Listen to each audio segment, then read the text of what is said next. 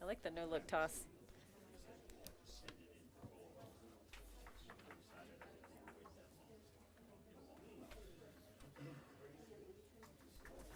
After wearing a damn cap, really similar to that, in 36 years, Yeah. you don't leave the house without. No, you're in the habit. Well, starts off with disciplinary action as a enlisted member. Well, that'll do it to you. Goes up to Okay, good evening. It is 6:30 p.m. on Monday, July 15th, 2024, and I'd like to call to order this regular meeting of the Sturgis Common Council. Our first item is approval of the agenda. There are actually a couple of items that are being requested to be moved or removed from the agenda. And first, I have item 11.7. Madam Mayor, Yes. I would like to have 11.6 to 11.16 tabled till 7:29, so we can have time to review and look at the contracts, please. Okay, so 11.6 to 11.16, you said? Yes, that is correct. Okay. All right, those four of those changes that I was going to Okay. propose are all within there. Okay, These are all regarding licensing agreements and for the rally. Well, all of the, 7:29, next meeting. okay. So that was a request by Tony to just table all of these until the 7:29 meeting. I'll second. Okay, a first by Tony, a second by Ruth. Were there any other changes to the agenda? All right. All those in favor? Mayor, could we discuss very quickly? Sure. I know I've been a strong proponent of not having a special meeting, but these are a lot of heavy contracts. I mean, obviously, we didn't get the review done on them. It would also maybe be a good opportunity to maybe, depending on where we land tonight on Title VII, to maybe have a first reading. Would it be reasonable to discuss a special meeting on the 22nd of July for those, 10, 11 contracts and a potential first reading of Title VII? I mean, there was a first and second on the floor to have them on the 7:29 agenda. I don't know if they will all be ready by the 22nd. I guess that's council and staff. A couple of the requests came from staff as far as legal review for some of those items. So I guess I don't know where people stand. Would, yes. Would you like to entertain a work session on those contracts? Well, they're contracts, so they wouldn't be discussed in public. It'd take 2 meetings, but, there's a lot to go through there. Well, they wouldn't be discussed in public. They would be more executive session, so if they actually needed to be discussed, the contracts, Just an idea. yeah. Eric, Well, were you the would you- one going over those contracts, or was that Mark? Mark was the one that was primarily on those Okay. rally contracts.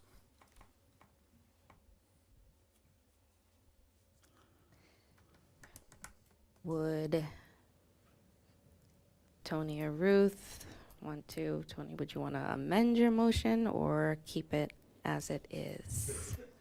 Eric, do you know how he was sitting with those? Are they pretty much wrapped up and done? I think most of them are. However, the reason why we're pulling some of those contracts is there's still some fine details we need to hit up You- and clarify Yeah, before. because like I we- said, I haven't even seen them yet, so myself, so I'd like to be able to read through them before I say yes or no to them. But my thing is can we have them to us and be able to read through them, and by the 22nd, what you guys need to have done? What do you think?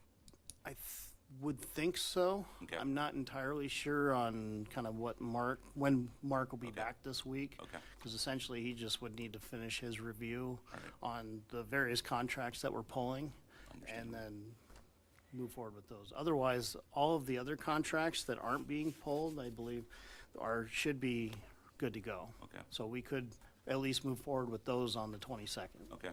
Well, with that, I I will mean, amend that, my, okay. I just want to Okay. make sure you know Yep. that that would be scheduling also a special meeting, I so, understand which that. is, and I know we all love having special meetings, but with where we're at in crunch time, with that, I will amend my first motion, and I would like to table 11.6 to 11.16 till 7/22/24 special meeting. Second. well, Ruth was the I'll second. one. That's good with you. Okay.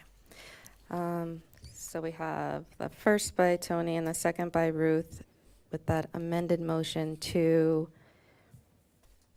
remove 11.6 to 11.16 from this agenda and have them on an agenda at a special meeting on July 22nd. I'm scared to ask if there's anything else. All right. All those in favor of the agenda as amended, please indicate by stating yes. Yes. Those opposed with a no. Okay, we have an agenda for tonight and part of an agenda for the 22nd. All right, if we could now stand and remove cover for the Pledge of Allegiance.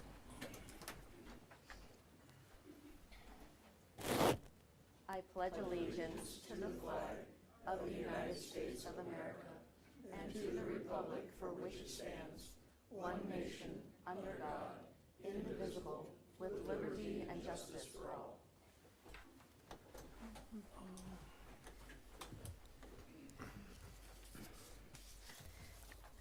All right, that brings us to announcements and praise.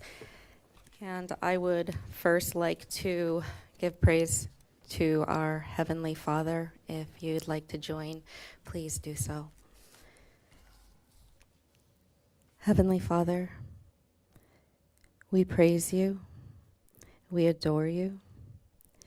Our help is in you, Lord. Help us all to be faithful and prudent stewards, for it was not we who chose you, but you who chose us. Help us to go and bear fruit that will last in your name. And in the name of our Lord Jesus Christ, we pray. Come, Holy Spirit. Amen. All right, I will go right down to some announcements that I have. First up, we have the DOT started chip and seal, a chip and seal project on Highway 34. Started that today.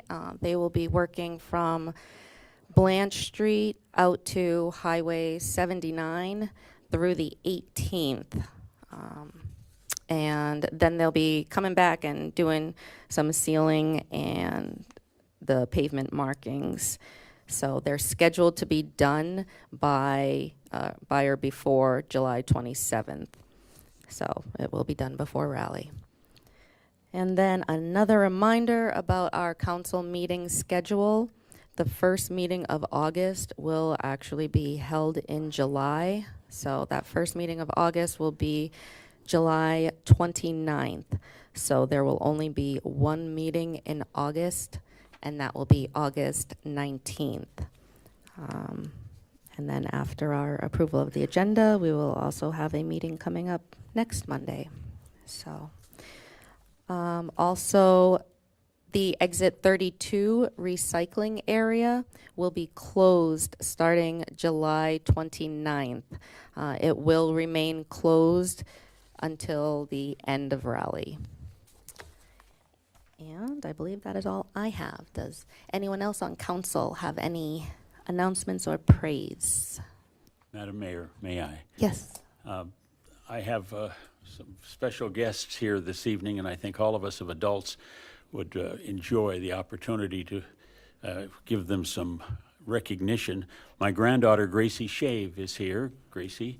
Her friends, Kaylee Peterson and Annika Getz. Ladies, would you stand, please? And Grandpa would like to have you come forward. I know you'd rather stay where you are. And their parents, I think, are here, and anybody that would like pictures later certainly can take them. They made me promise to not have them talk, Angela. So let me say this. On July 5th, they were paddleboarding at Bear Butte Lake. And a teenage boy who, as I understand, did not know how to swim, got carried. I didn't even know there was tide at Bear Butte Lake, but apparently the tide took him out, and he got in danger. These young ladies were paddleboarding. And Gracie, were you all on separate boards? Is that what happened? Okay.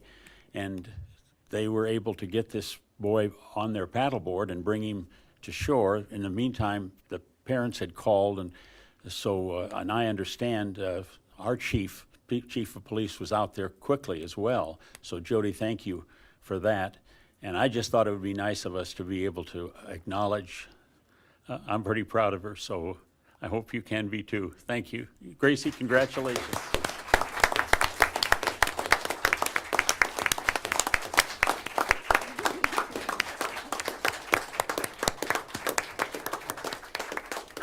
Now, I think they all have to leave at some point, but parents, if you want to get pictures, you're welcome to do that. All right. Thank you very much, Angela. I appreciate course. it. Thank you for that. And thank you, ladies. Anybody else? Any announcements and praise? Okay. Can I ask for some clarification on the recycle center reopening? You said to the end of rally, what constitutes end of rally? My guess would be that it will be open the Monday after. No? Thanksgiving. Oh, okay, Rick. So not the Monday right after rally, the Monday after.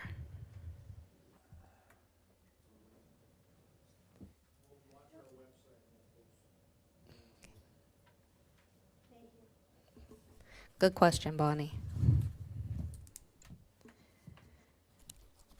All right.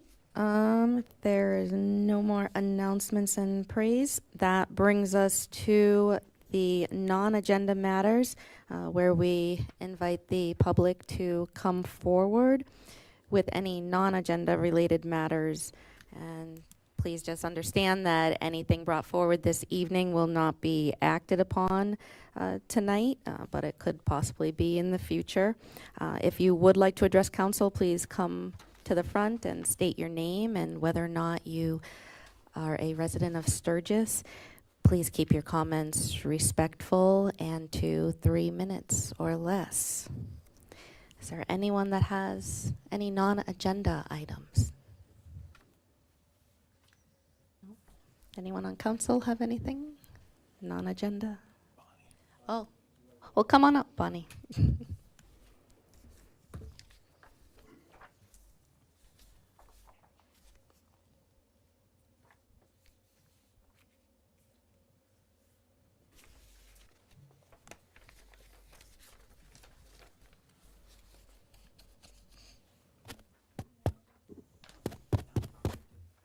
Am I good? Yep. That's a first. Bonnie Alberts from Sturgis.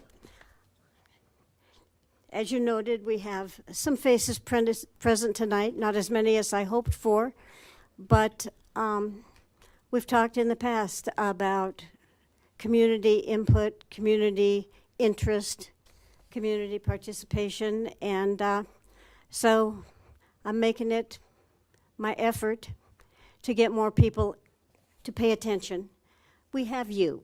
We don't need everyone telling you what to do, but you do need to believe that people in this community support what you're doing. They know what hard work it is.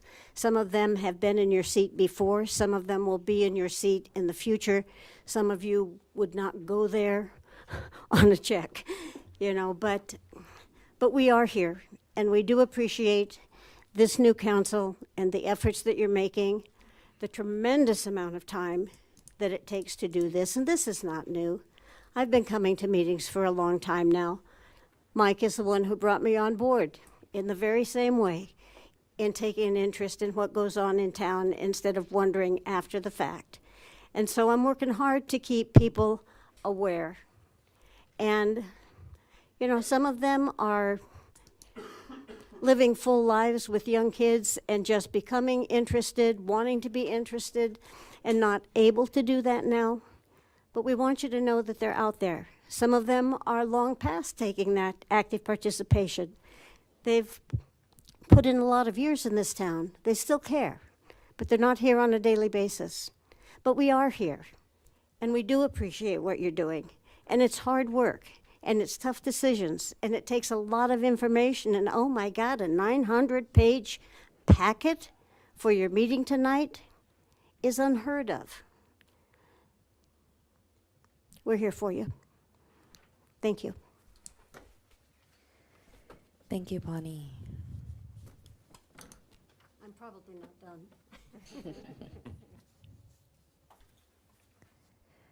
Okay, anybody else with any non-agenda? Mayor, Yes. may I, in light of what Bonnie said, one of the things that I have committed to do is on a monthly basis is to have people come to, at least in my Ward 3, invite people to different homes. And I would say that if you're in Ward 3 and you'd like to host a meeting of your neighbors, just let me know that. But this Wednesday, because of the rally coming, we're going to hold it at the Sturgis Strikers. They invited us to be there, and Lance, I'm trusting you can join me. Lance Shearer is going to be there. We're going to have him as a guest, but people that have questions about city business or wish to talk about the rally, we're going to do that starting at 10 o'clock this coming Wednesday at Sturgis. And again, if anybody would like to, 2 or 3 people have said that. I don't want to set up too many meetings in advance in case somebody has some limitations, but otherwise, I intend to do that every month during my term, so just let me know. Thank you, Jim. It's always a great reminder to remind people that you do that, and that's amazing. That's awesome. Thank you. Okay. Not hearing anything else. Guess we will move along to item 6. And 6.1 under informational reports is the annual evaluation of the city's long-term comprehensive plan. This was something under the scope of the Planning Commission and something that I believe they reviewed and approved. And Dave, do you have any comments? I know it went through the Planning Commission, correct?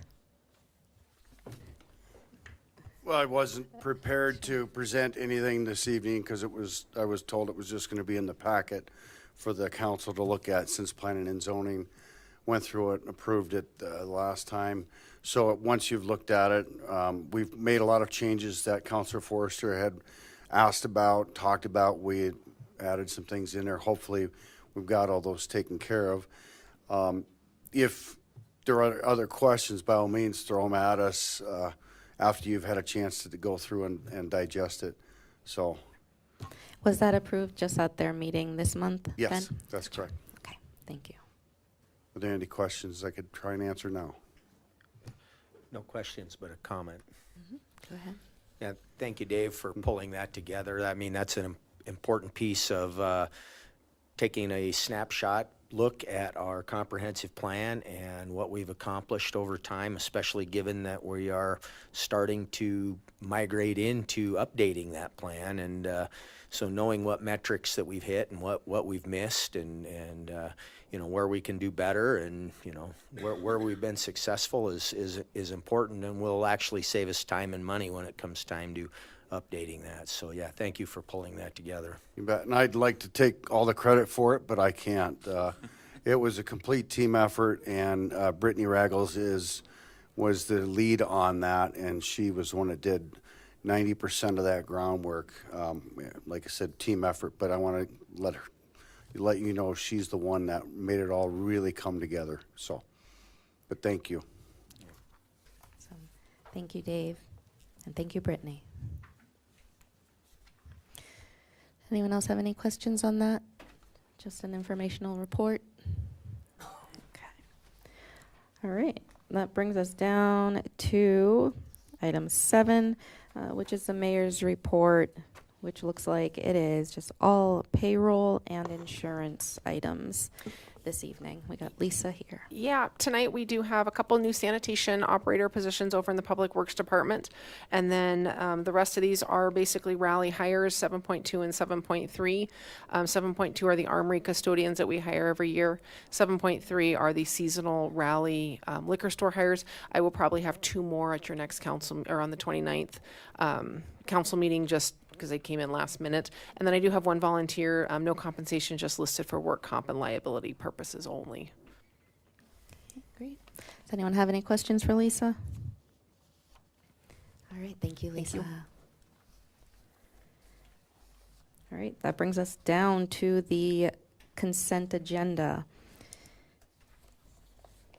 It's kind of a long one this evening. Are there any items that anyone on council be removed for discussion? Madam Mayor, Yes. 810, please. Okay. 8:10, we will remove for discussion. Any other items from council? Is there anything that anyone from the public would like to see removed for discussion? Anything from the consent agenda? Okay, not hearing anything else, is there a motion on that consent agenda? That's a first by Jim, Second. and a second by Nick, and I'm sorry, Jim, just to clarify, that would be with that 8.10 being removed, correct?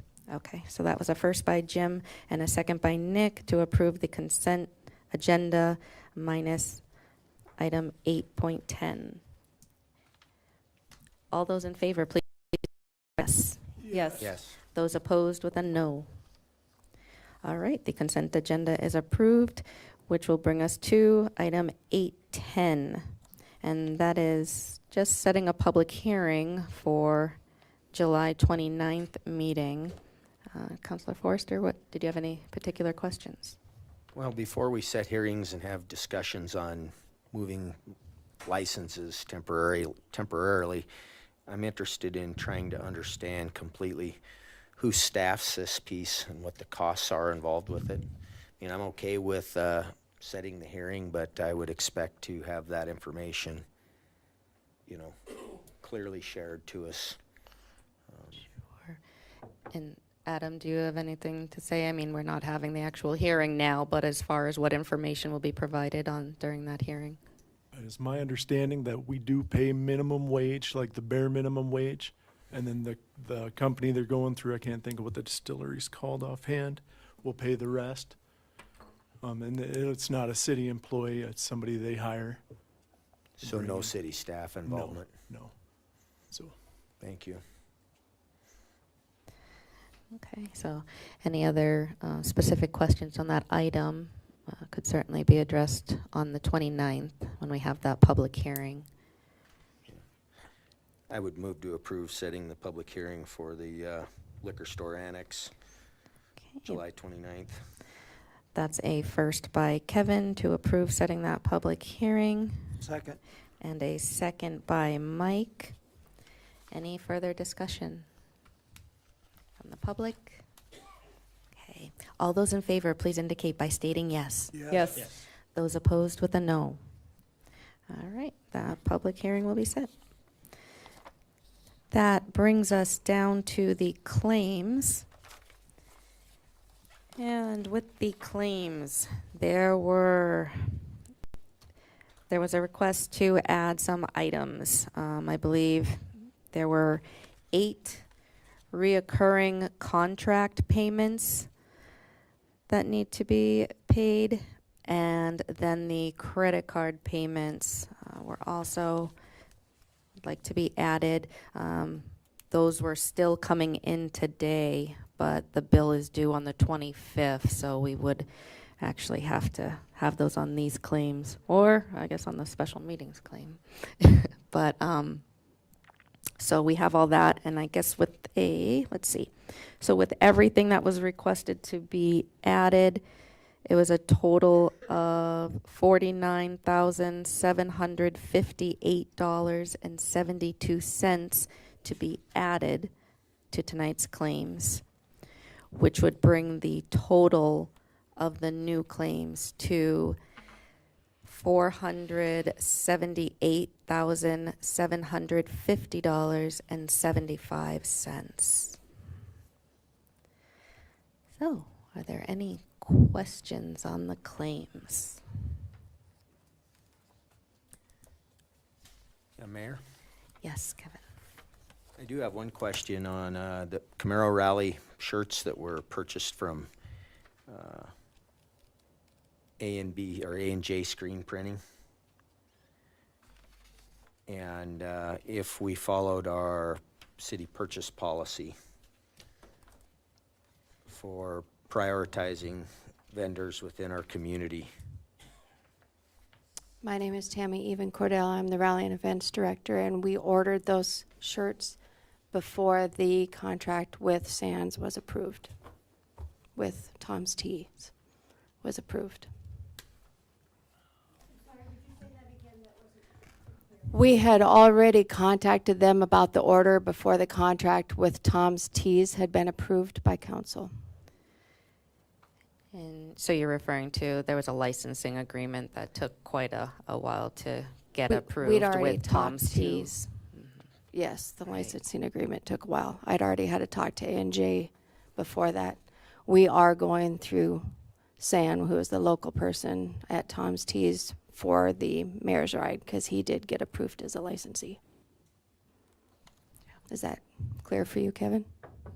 Yeah, just making sure that, we follow our policy, try and get three quotes where we can. And by our purchasing policy, our residents, our taxpayers in Sturgis get a 10% Leeway, yep, grace. I'm aware of that. Mm-hmm, Okay, thank you. mm-hmm. Thank you, Tammy. Any other questions on the claims from council?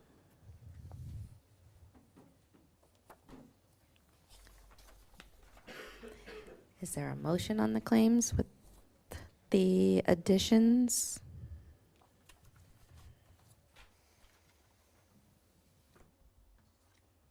I move to approve the claims With the additions? with the additions and the change. Okay, that was a first by Mike to approve the claims with the requested additions. I'll second it. And that is a second by Tony. Any further discussion from council? Okay, questions, comments from the public on the claims? Come on up, Brandon. 478,000. Okay, sure. Sure thing. All right, anyone else from the public with any questions, comments on the claims? Okay, then we will go ahead and roll call this. Kevin, Yes. Jim, Yes. Nick, Yes. Tony, Yes. Jesse, Yes. Mike, Yes. and Ruth. Yes. Okay, those bills will get paid.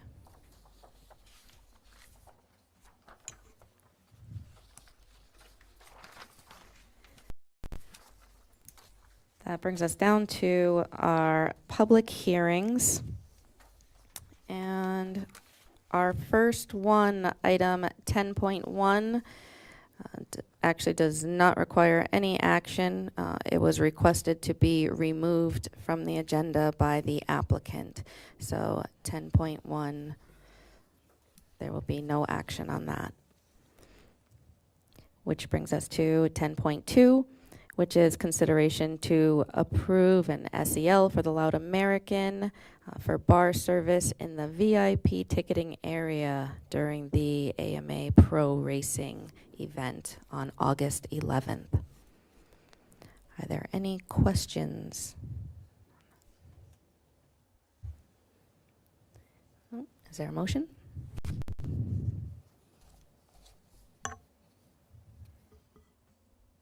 So moved. First by Nick to approve that SEL for the Loud American, I'll second. and a second by Jim. Any further discussion from council? Any questions, comments from the public on that SEL? Okay. All those in favor, please indicate by stating yes. Yes. Those opposed with a no. That'll bring us down to item 10.3, which is consideration to approve an SEL for the Sturgis Brewing Company for the Scooptown Customer Appreciation Party on August 23rd. Any questions on that? Is there a motion? I'll make a motion to approve. That's a first by Jim Second? and a second by Kevin to approve that SEL for the Sturgis Brewing Company for the Scooptown Customer Appreciation Party. Any further discussion from council? Questions, comments from the public? All right, all those in favor, please indicate by stating yes. Yes. Those opposed with a no. All right, that is approved. Okay, moving right along, brings us down to our reports and item 11.1.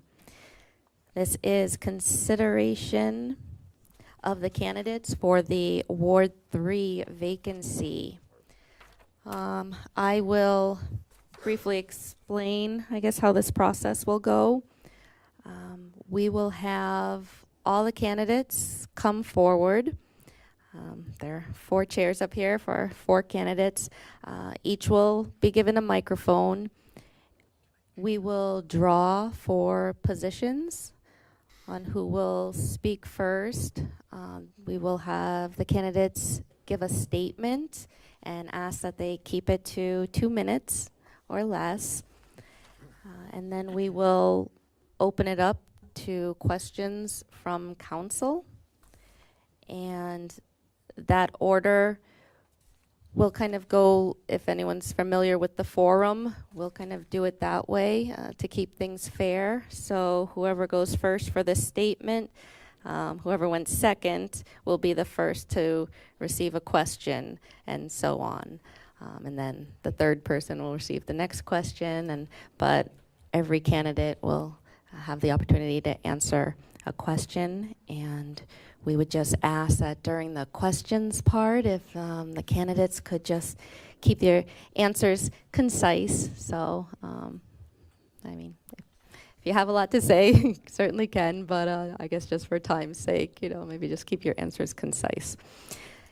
And I think, and then after questioning is done, we will go ahead and vote by ballot, and those will be tallied by the finance officer. That candidate or that appointee then will be seated for the remainder of the meeting. Is there any questions about the process? Anybody, either from council or the public? Any questions before we get started? No? Okay, then I Can we guess. clarify who's Sure. voting? So the vote for an appointment of this would be by the governing body. So that would be by everyone, including myself as part of the governing body. So, Madam Mayor, Eric, do you have, sure. I'm happy to run through kind of my legal analysis on why the mayor is included into the governing body for the voting for the appointment process. Sure. If you would like some. Yes, thank you. Generally, the SDCL 984 specifically provides that a person may hold, or the vacancy for an alderman is filled as provided in 1913 14.1 or 913 14.2. As 913 14.2 provides the means for a special election, and since our ordinance wasn't in effect at the time of the resignation, then an election isn't possible underneath our ordinances. So SDCL 913 14.1 provides if a vacancy exists on a municipal governing body, the remaining members shall appoint a replacement to serve until the next annual municipal election. And the state statute provides or defines the governing body under 9-1-1 subsection 2. The governing body for an aldermanic form of government is the common council of the municipality. And then if we go back to SDCL 984, which originally addressed the vacancy for an alderman position, the common council consists of the mayor elected at large and two aldermen elected from the voters of each ward. So under the statutes, a governing body is the common council, and the mayor is included as part of that common council. Therefore, underneath the statutes addressing the vacancy or filling the vacancy of the alderman seat, the mayor would be included in that appointment group. So the council, common council, including the mayor, would appoint that person. Jim, you have a question about Eric, you and I haven't had a chance to discuss. We've had 2 weeks, and your point when you sent the note out to us was, I want to bring you all up to speed. And we've had 2 weeks of what we thought we'd have 7 voters. And this is not personal by any means. It's just that we've been told often by Mr. Marshall that we have a strong mayor position. The mayor votes only with ties. And I wish I trusted the people that we're paying to be our counselors. And so this is not a personal issue. But I do have to say that the city, at some point, has to have there's got to be some consistency. What brought this up in the first place? Why would it even have brought, did any of us bring it up? I was asked by Mr. Marshall to look Of into course. this process. So I want to trust you because at some point we may be voting to change this position and you may be that one, but I need to learn to trust you too. And it sounds to me like what we have are, somebody thought something up and there's some shenanigans going on and I don't trust that. The issue is we need a person in my ward.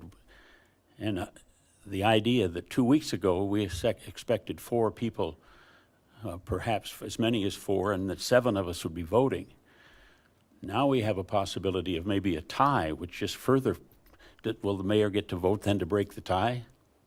I mean, essentially, the mayor would vote as part of the whole top. So But if there is a tie- then the mayor would not be able to Okay. vote. I don't approve. I don't know to what point we have. 988 says the mayor votes to break ties. And I think it's pretty clear that those of us that are still there's 7 councilmen and we're voting for an 8th, I believe we need to have the 7 of us are the ones to vote. That's been drilled into us since we started. The mayor doesn't vote except to break a tie. So my question with Mr. Marshall, but of course conveniently he's not here, I would say at some point as a council we need to say what's going to happen with this. I don't approve of this. And so I would vote not to accept the word of our council.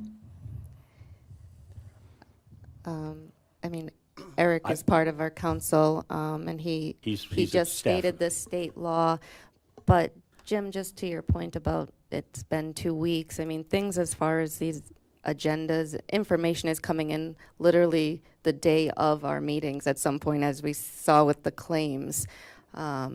And this is always stuff that we want to make sure we're doing the right thing. So constantly, every item that's going to be on the agenda is being looked into and making sure that we do things the right way.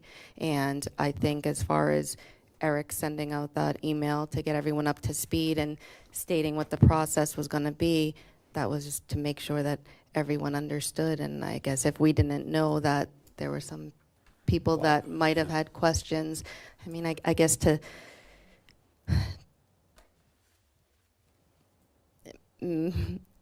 maybe I don't wanna say that I you- don't you know, trust you what's should have happening. asked, I but- believe somebody has yeah. decided, we're gonna do this differently. You must have some agenda. I don't understand why we're not voting, the 7 of us aren't voting as we would in other things. I don't agree with any of this, and I'm sure Eric's doing what he's been asked to do. So this is not a personal issue, but I think that we have, you're not supposed to vote. That's what we've always There- agreed on. Yeah, I think state law, there's Well, you've even been- different parts of it. Jim, I'm just, even as far as like the mayor being able to vote as a tiebreak, there's actually certain areas and things that the mayor cannot vote a tiebreak on. So, you know, a blanket.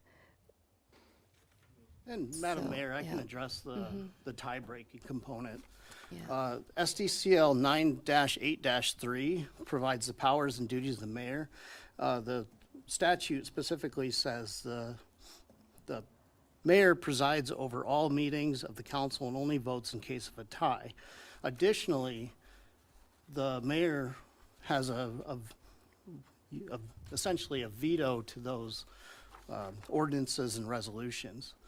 However, since the veto works in tandem with the vote, where she can't vote unless there's a tie, but she could veto any sort of ordinance or resolution, so they work in tandem. And the mayor can only veto ordinances and resolutions. So underneath that, it's implied that the mayor cannot vote, or she only votes on a tie when it's resolutions and ordinances. And within that, the appointment process isn't an ordinance or a resolution. Under statute, it's a means of the governing body appointing a member to sit on the common council. Additionally, you mentioned 9-8-8. That statute specifically provides what makes up a quorum and addresses how a quorum is made up when an alderman seat is vacant. However, that statute doesn't specifically address how the council handles the vacancy. So what ends up happening is that's more of a general statute addressing the quorums, while 9-8-4 and 9-13-14.1 are the specific statutes towards addressing the vacancy on the alderman seat. And South Dakota the courts have long provided a rule for interpreting statutes that, find my statute, but essentially, the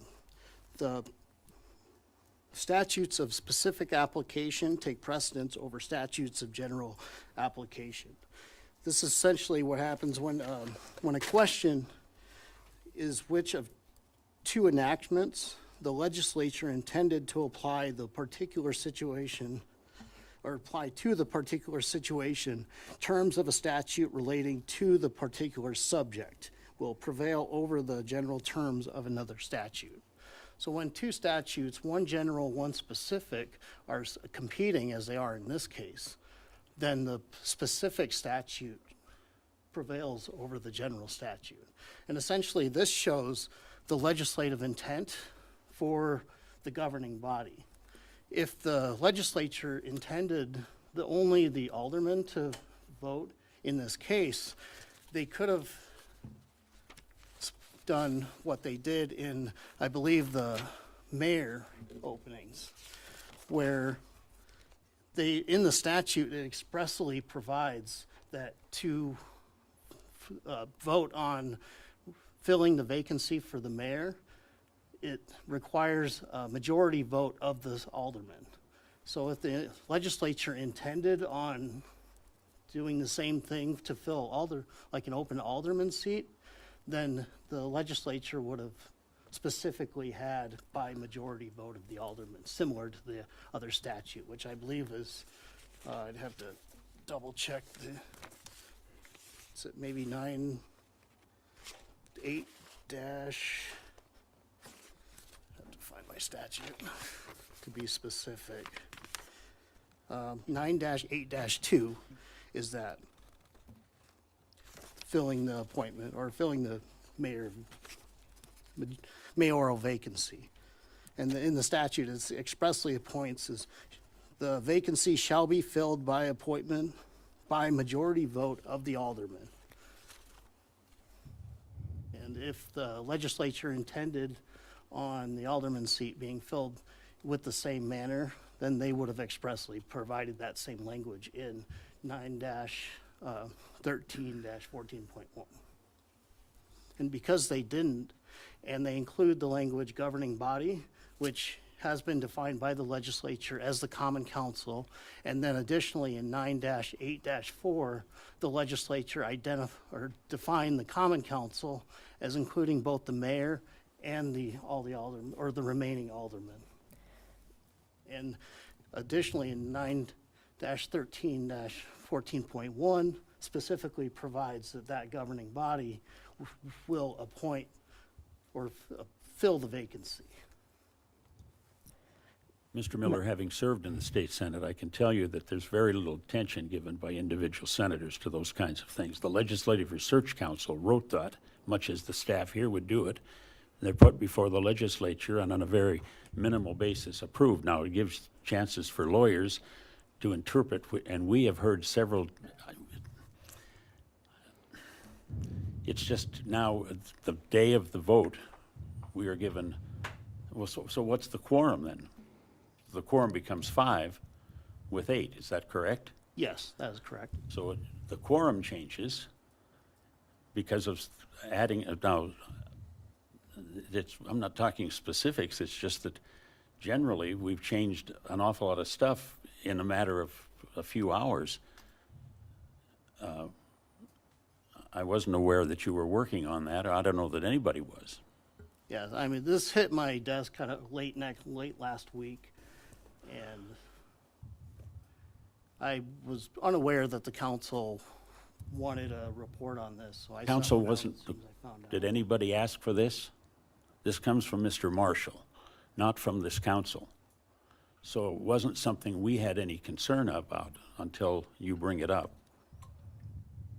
And again, I understand it's thrown on your desk, and congratulations. That's when you get the big bucks, then when you get to do that kind of stuff. And when I look into this, I'm looking in through it as reading the law, similar to like interpreting the law how a judge would, is how I view this. So using this rules of statutory construction, such as that specific statute over general statutes, is generally a rule of statutory interpretation that judges use to interpret statutes.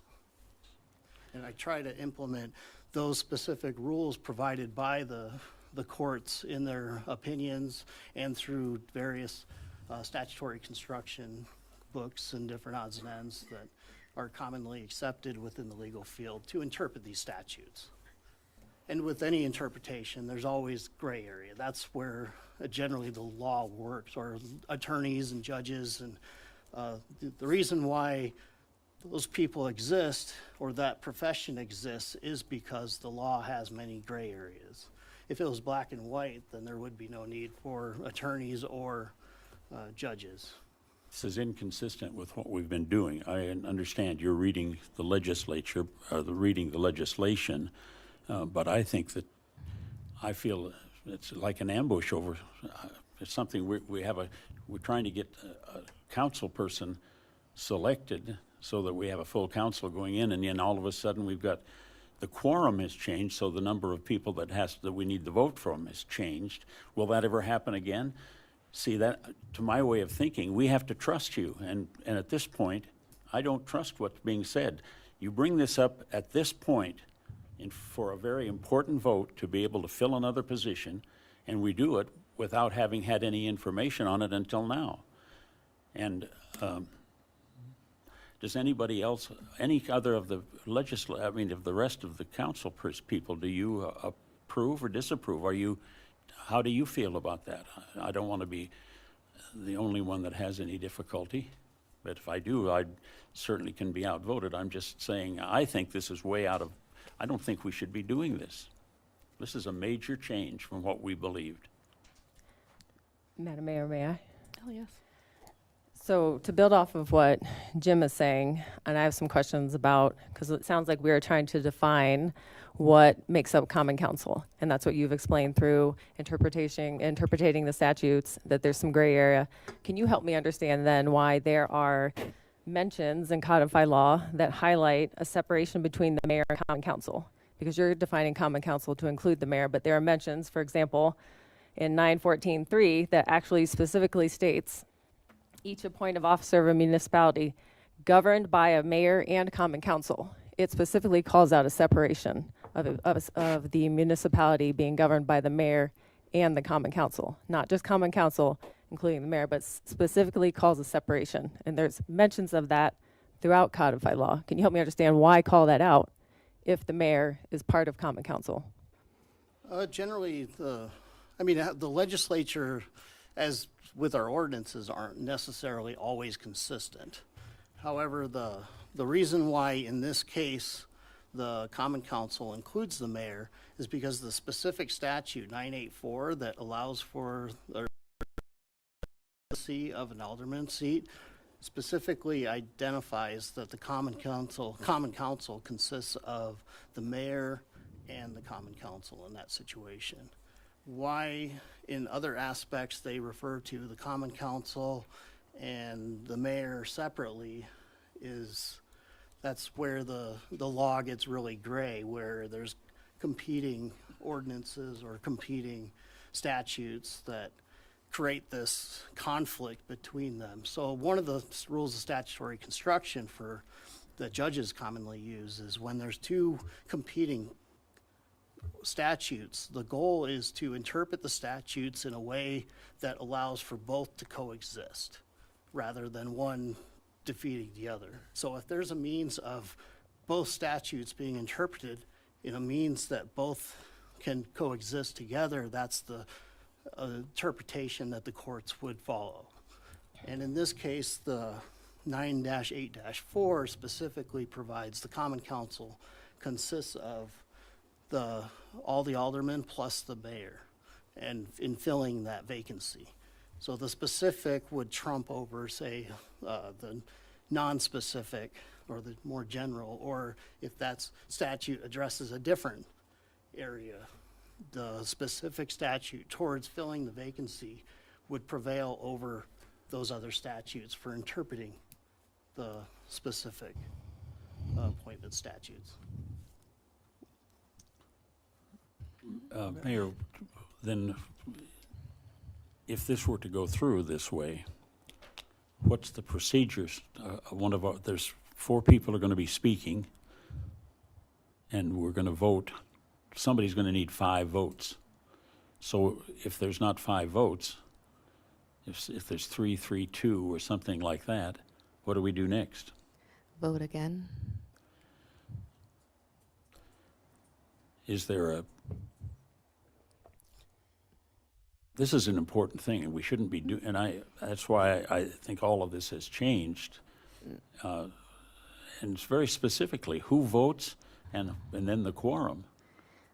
I think because it's very important, that's why this detailed procedure was brought out, in fairness to the candidates and the people in Ward 3. Say I did not vote and I was supposed to. Well, now how is that fair to the ones who maybe did not get selected. You know, they could argue that they might have gotten another vote. And if I do vote, though, and I'm not supposed to, again, in fairness to them, you know, and so I think that's why we know we need to get this right, and that's why Eric looked into it, because it is so important. So it's all comes down to an interpretation Mayor, I of don't have any objection to your state voting. law. I mean, that's not the issue. The issue for me is, this is an important thing. We left 2 weeks ago thinking we'd need 4 votes to elect someone, and that we'd have 7 people voting on it. Now we have 8 people voting on it, and we're gonna need 5 for someone to win. And we didn't request that.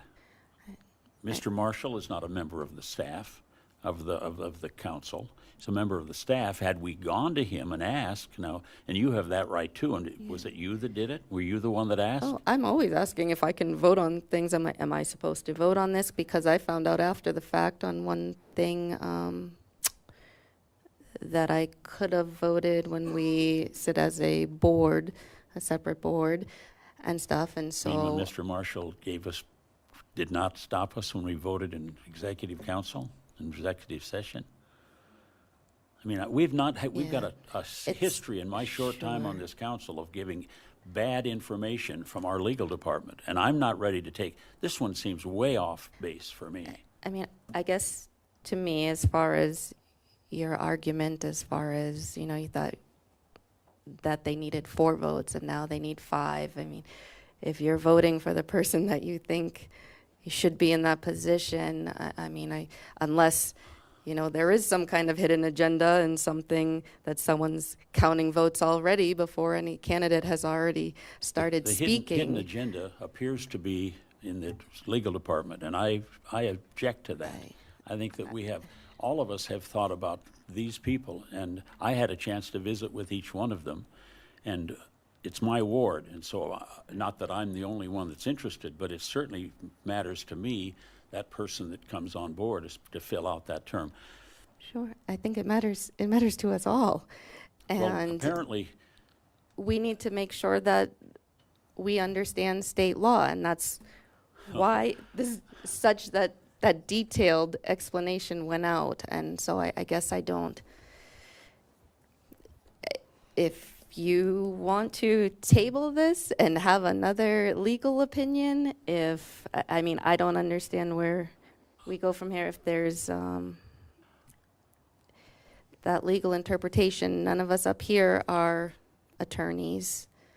well, apparently, the So- attorneys don't really understand either. There's a gray area, and it's talking about a legislature that is, well, we need to vote at some point. We've got people waiting, and frankly, I don't know at least I'd like to go on record as moving that we do not accept the opinion of our legal department for this, that we have the 7 counselors vote, and that the quorum is, as we thought, 4. Francie, did you, oh, sorry. Go ahead, Mike. Four will not get an individual elected. It takes 5 votes, if I understand the law correctly. That's- Must have 5 votes to seat a counselor. Mayor, That is the argument, yes. I think, Jim, it was June 17th is when Mark Marshall stated that 7 counselors would be voting, and it would take 4 to get it. I guess part of it, I agree with again, with him being wrong. I mean, there's no reduced honor in saying, I don't know, let me research and get back to you, but I don't want to hear an answer, and then we have to eat the answer again. And this seems to me to be pretty clear that the mayor does not vote on these items.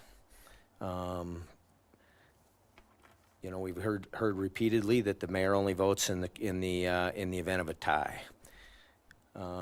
If we can't build consensus to get there, I'd like to keep moving, tonight. But again, with the statement, you know, Mayor, your legal counsel was wrong.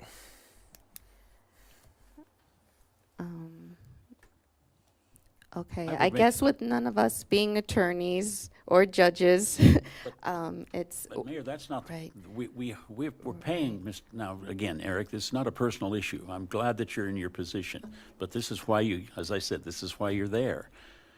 I don't agree with you, and you have gray area. You've said, none of us asked, none of us said. Somebody did, but not a member of this group. So I would move that we not accept the legal advice and we vote continually with the 7 counselors and allow these people to be able to have a chance to speak so that we can seat someone. And again, Angela, that's certainly not against you. If you desire to vote, then we have a position here on and Ward 3. regardless of which way, I did not know whether or not I would be voting. And I actually thought that I was not going to be until I read those laws myself, the laws that Eric. Interpretation of those laws. I don't think those laws are clear. They're interpreted by an attorney, a legal counsel that I don't agree with, and I'm sure they have gotten lots of disagreement from many of us. But nonetheless, in this council meeting for tonight, before this election, I move that we do not accept the word of our council. Mayor, are you accepting that motion? If I may, I believe that this is going to be a note-making decision that could affect this council in the future. Not to accept council's recommendation goes against every grain that I have in my body and in my career. However, I'd like to submit an alternate option. Number one, Eric, how many votes is it going to take to set a counselor from this governing board? Is it 4 votes or is it 5 votes? My legal opinion is that it would be 5 votes, and that would include the mayor voting. Well, we can get 5 votes without the mayor. So what I'm suggesting at this point in time, since, you know, it's going to take a state's attorney's opinion to resolve this. That's what it's coming down to. We don't have the opportunity to resolve this with our legal counsel. I trust our legal counsel to do their job, but I also respect Jim's concern about this situation. Perhaps we vote as a 7 and the mayor makes a tie, but I'm concerned somewhere in my deep-seated recollection, it takes 5 votes to seat a councilman. That's my concern. If we don't have 5 votes, I'm not sure it's going to be a valid vote. And I understand what you're saying, Eric, but at this point in time, we don't know which way to go here. So we have the option to vote as a council of 7 without the mayor, and if there would be a tie, the mayor would make the 5th vote. Well, with 7, there can't be there wouldn't be a tie. You might have a tie if there's 3-3-1, let's say, then but we've invited people to be here to make a presentation. understand. And they didn't know any more than we did at that point. And again, I don't know, you just got the information, but to bring it to us, I think that's the precedent. That's a bad precedent. We're called on to make decisions based on our city and to do it without being able to trust that our counselor is still trying to work, should say that so it's correct. Our lawyer, our staff lawyer is trying to give us information that we can't depend on from one time to the next. It's got to be consistent. I would have thought 7 people would vote, we need 4. And now we find out we need 5 and 8 people will vote. How consistent is that? How can we be I mean, if the decision is changed from one time to the next, I mean, even you can understand that. You know, we look at Robert's rules. Robert's rules, how many people does it take? Seven, what's the majority of seven? And I would say commonly that's four. So everything we expected was four. And Mike, I think that it needs to be clear enough that we have seven counselors still, and we're looking for an eighth, and we should be voting as seven counselors to elect that fourth person, or that eighth person. Okay. Do we have, oh, sorry, Mike. I think there was a question or comment from the public as well. Did you want to come on up?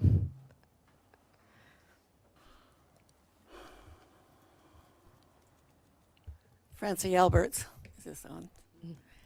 Okay, I'm going to throw another twist at you. We had a mayor, alderman's form of government before we went to city manager. Did any of you look at what the precedent was, as did the mayor vote when we had a mayor, alderman form of government, which would have been prior to 2007? When I look into the legal, like the statutes, essentially, is one of my legal analysis. I generally try to avoid precedent and just stick with the statutes, because there very well could be, the city very well could have done something wrong in the past that doesn't follow the statutes.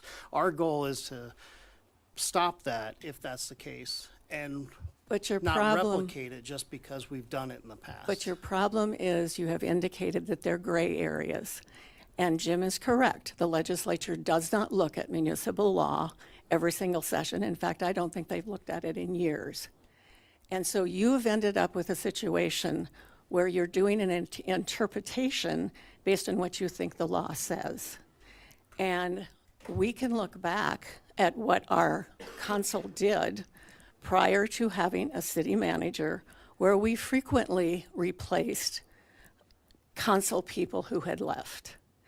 And that establishes a precedent. What you're doing now also may establish a precedent based on gray areas within the law. Thank you. Thank you. Is that something that Lisa can look up for us? I will say I have, come on up, Bonnie. In the meantime, I will say I have no problem abstaining from the vote. My concern is for those candidates and the fairness, and like I mentioned, if it came down to it and they were supposed to actually have 8 people voting and then didn't. So that's my only concern, but I have no problem abstaining from the vote. Then abstain. ahead. My default mode is always sensibility, and we are in the grips of total insensibility right now. We are going exactly where we went when we did the mayoral election. We are creating such a turmoil that I'm wondering which one of these guys is going to step down, because it's just too much to deal with, and that should not happen. And this is not a laughing matter, Angela. This is not something you grin and snicker over. I'm agreeing with you, Bonnie, because this is our world up here. This is what Absolutely, we are but dealing Jim is on the with. right track. Jim is on the right track. There is no way this should come up at this point in the process. And once again, I ask you again and again and again to define and clarify your process before you're at the starting line. It is too late to decide how to run the race when you've already got your feet in the blocks and the guns going off. You have got to use sensibility. We elect you, and again you've thrown back to us that we elected you, we have to trust your judgment, and I'm telling you, I've already said it tonight, we are here for you, and we are trusting your judgment. For God's sake, use your judgment. Would it? Are you running? Yeah, it's okay. Angela, may I ask, and I, again, trying to slow down the temperature a little bit, and I'll ask Mr. Miller, in the event, if you, based on how we're feeling, if you say, I will not vote, I have the right to, but I'm not going to vote. If you were to say that, then we can go on with what we had intended when we started as the 7 counselors. And if you say you can't do that, that's another issue. But I made a vote, I made a motion, and I stick to that. I think this council has been, at least from my Stonewalled? perspective, we've not been given good information. And we need to be able to trust, we need to trust Eric, not wonder what shenanigans are they up to now? Well put. Okay. So I would say, are you willing to abstain so that the seven of us may vote? I will let you seven decide how you want to vote, and if that's, you do not want me to vote, then that's why I won't vote. I, as a law enforcement officer, read laws every day too, and so for me, following the law is a big thing. So I will not add anything to it, but if the seven of you decide that that's how you want this to go, then that will be. Well, then my motion would be, I would like to move that we not allow the mayor to vote and that we have a quorum, that 4 of the 7 need to elect one of these new councilors. But I would need a second. I would second.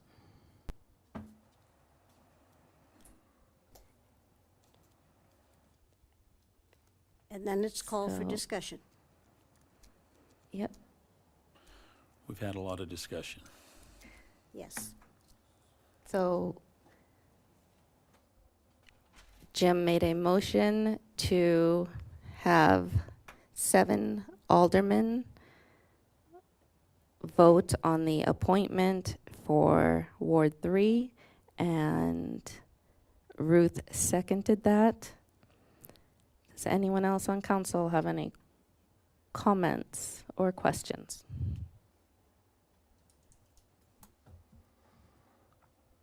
Anyone from the public? Yes. Go ahead, Bonnie.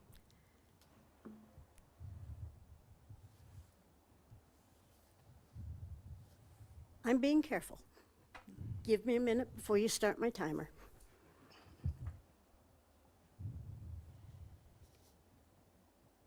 Thank you for seconding that, Ruth. As one of my representatives, I appreciate the courage to do that. Jim, you are on the right track.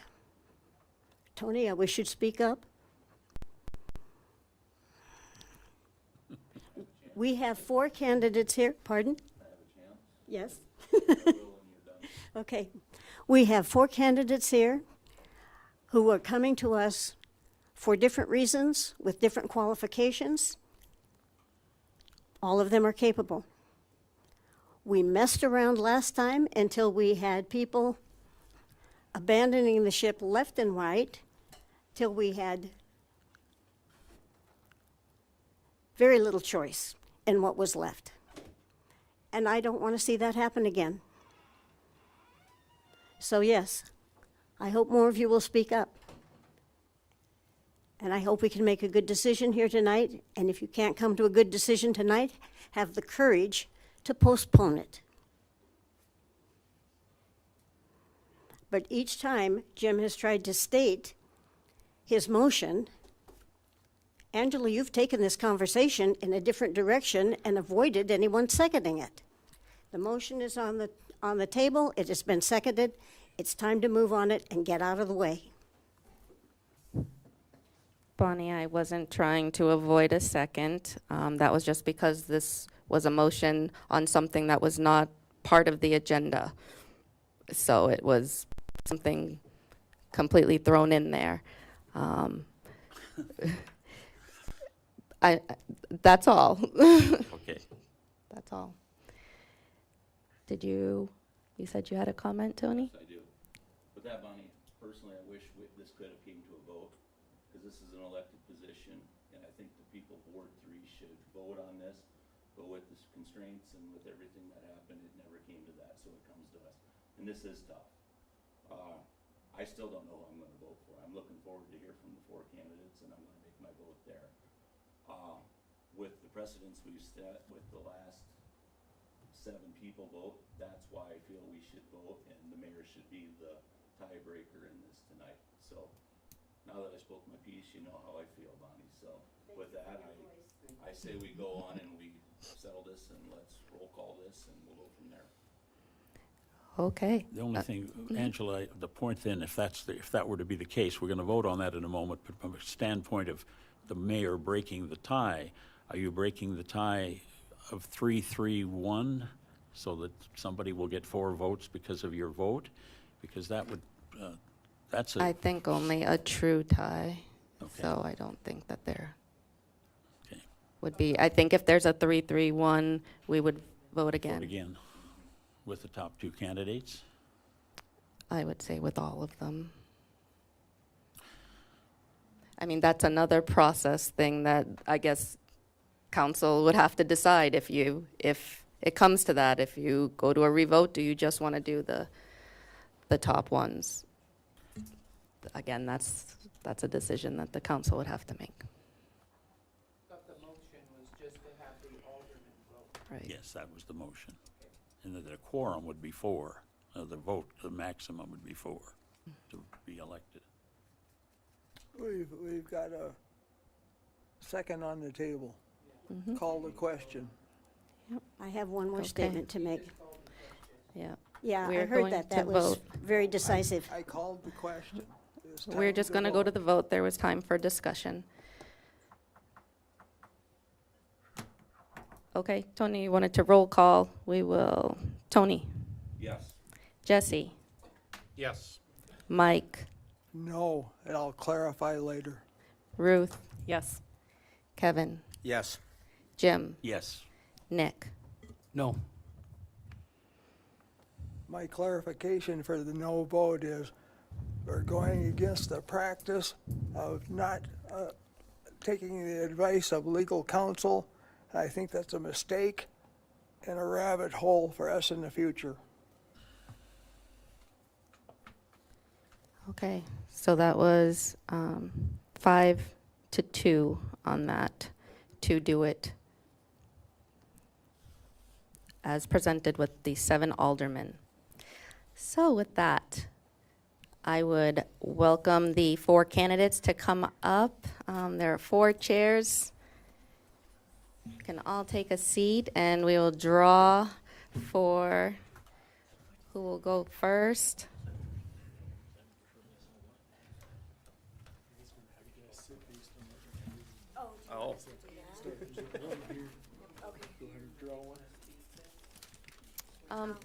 There are microphones. They should all have microphones.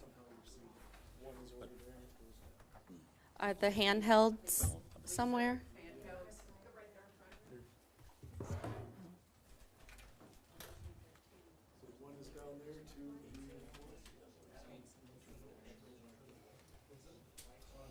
My God, that's fine paper.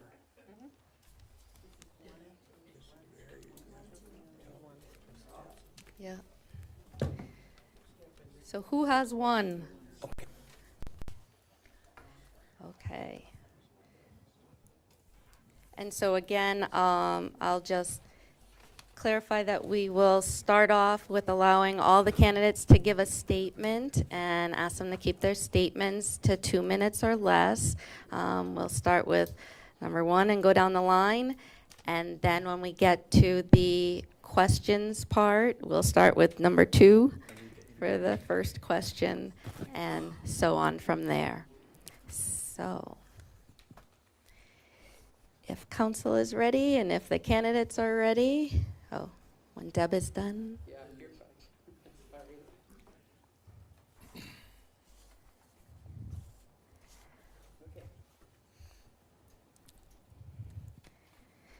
Okay. Up first, we are ready for you, sir. Evening, Mayor and Council. My name is Don Landfer. My career in law enforcement has spanned 46 years. During that time, I have worked for a strong mayor commission form of government and a city manager, supervisor, mayor, city council form of government. Moscow, Idaho has a city manager and supervisor, same one, mayor, city council form of government. As a captain with the Moscow Police Department, I was responsible for attending city council meetings when the chief of police was out of town. While working for the MPD, I attended University of Idaho, BA in 1987. I attended the FBI National Academy in 1989, where I took a variety of classes, one of which was budgeting. The academy is in Quantico, Virginia. It's a one-semester college and graduate level classes, and all classes are accredited through the University of Virginia. My interactions with the Moscow City Council helped me manage the line item budgets I was responsible for as I rotated through the 3 divisions of the Moscow Police Department.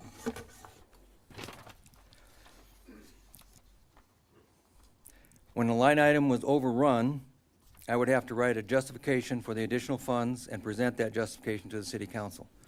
In 2004, I was appointed Chief of Police at the Aberdeen, South Dakota Police Department. At that time of the appointment, Aberdeen was a strong mayor-commission form of government. The Aberdeen line item budget is a bottom line budget. I could overrun a line item and not have to rewrite a justification or present any justification to the City Council. Sometime in 2009, Aberdeen changed its form of government from strong mayor to city manager's mayor-council. I attended almost all the city council meetings. I felt it was my responsibility to be at the council meetings to answer questions the council or the public may have about their law enforcement department. I worked with the mayor and city council in planning a new police department building. We were successful in securing funding and in building a new 60,000 square foot, 3-story police department, which included an indoor garage for the patrol cars to protect them from the nasty winters in Aberdeen. In 2009, I was able to convince Taser that Aberdeen would be an excellent test site for the new technology, the head camera system. From February through May, the APD officers wore the head cameras and videoed their activities on duty. We wrote a policy outlining the use of the camera system. I invited the council members one at a time to view the videos of our officers on the job. I also invited city manager, department head, city attorney, and sheriff to view some of the videos. Everyone thought the system would be a tremendous benefit for the police department and the community. The issue was funding. I put together a proposal to utilize some of my current budget and to forego the purchase of patrol cars for the next 2 years to purchase the system. I presented a proposal to City Council and received a unanimous vote to proceed with the purchase. Taser told me the Aberdeen Police Department was the first agency in the world to sign a contract to purchase their new camera system, which is now called Axon. 2015, Pennington County Sheriff asked me to develop a program to manage the uniforms and equipment for the Sheriff's Office. The Zucker IT person and I tweaked some modules to make sure the program would work. I worked with several vendors, companies, and individuals to get what we needed for uniforms and equipment. During the pandemic, I was able to keep the agency supplied with masks, latex gloves, biohazard suits, hand sanitizers, etc. I worked with a sheriff and 2 chief deputies on budgeting for these items. I have several years of experience working with city councils, mayors, city managers, and budgeting. I would like to share that experience and knowledge by being a member of the Sturgis City Council. Thank you. Thank you. And up next.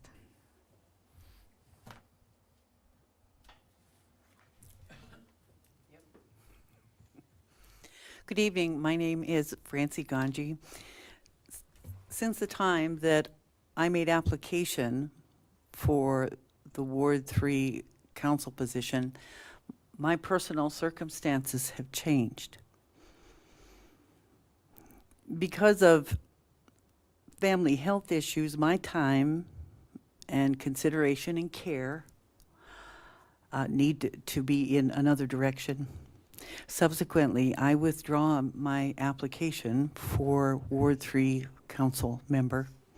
Thank you, and I would ask to be excused from this panel. Thank you so much. And yes.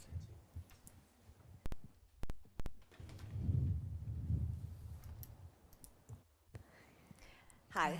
Good evening, Council and Madam Mayor. My name is Rochelle Brook, and I am a resident of Ward 3, obviously. Today, I have the privilege of standing before you as a candidate for the vacant position on the Sturgis City Council. It is with unwavering commitment to our community and a wealth of relevant experience that I offer myself for your consideration. Throughout my career, I have cultivated a strong foundation of leadership, communication, problem solving, and dedication. As a local small business owner and operator, I have developed the ability to make informed decisions and plan strategically for the future. My role as a community advocate has kept me deeply connected with our citizens, allowing me to understand and address their needs effectively. My service on various boards and participation in volunteer work have provided me with extensive knowledge of local government operations and public relations. These experiences have equipped me with the skills necessary to contribute effectively to the Sturgis City Council.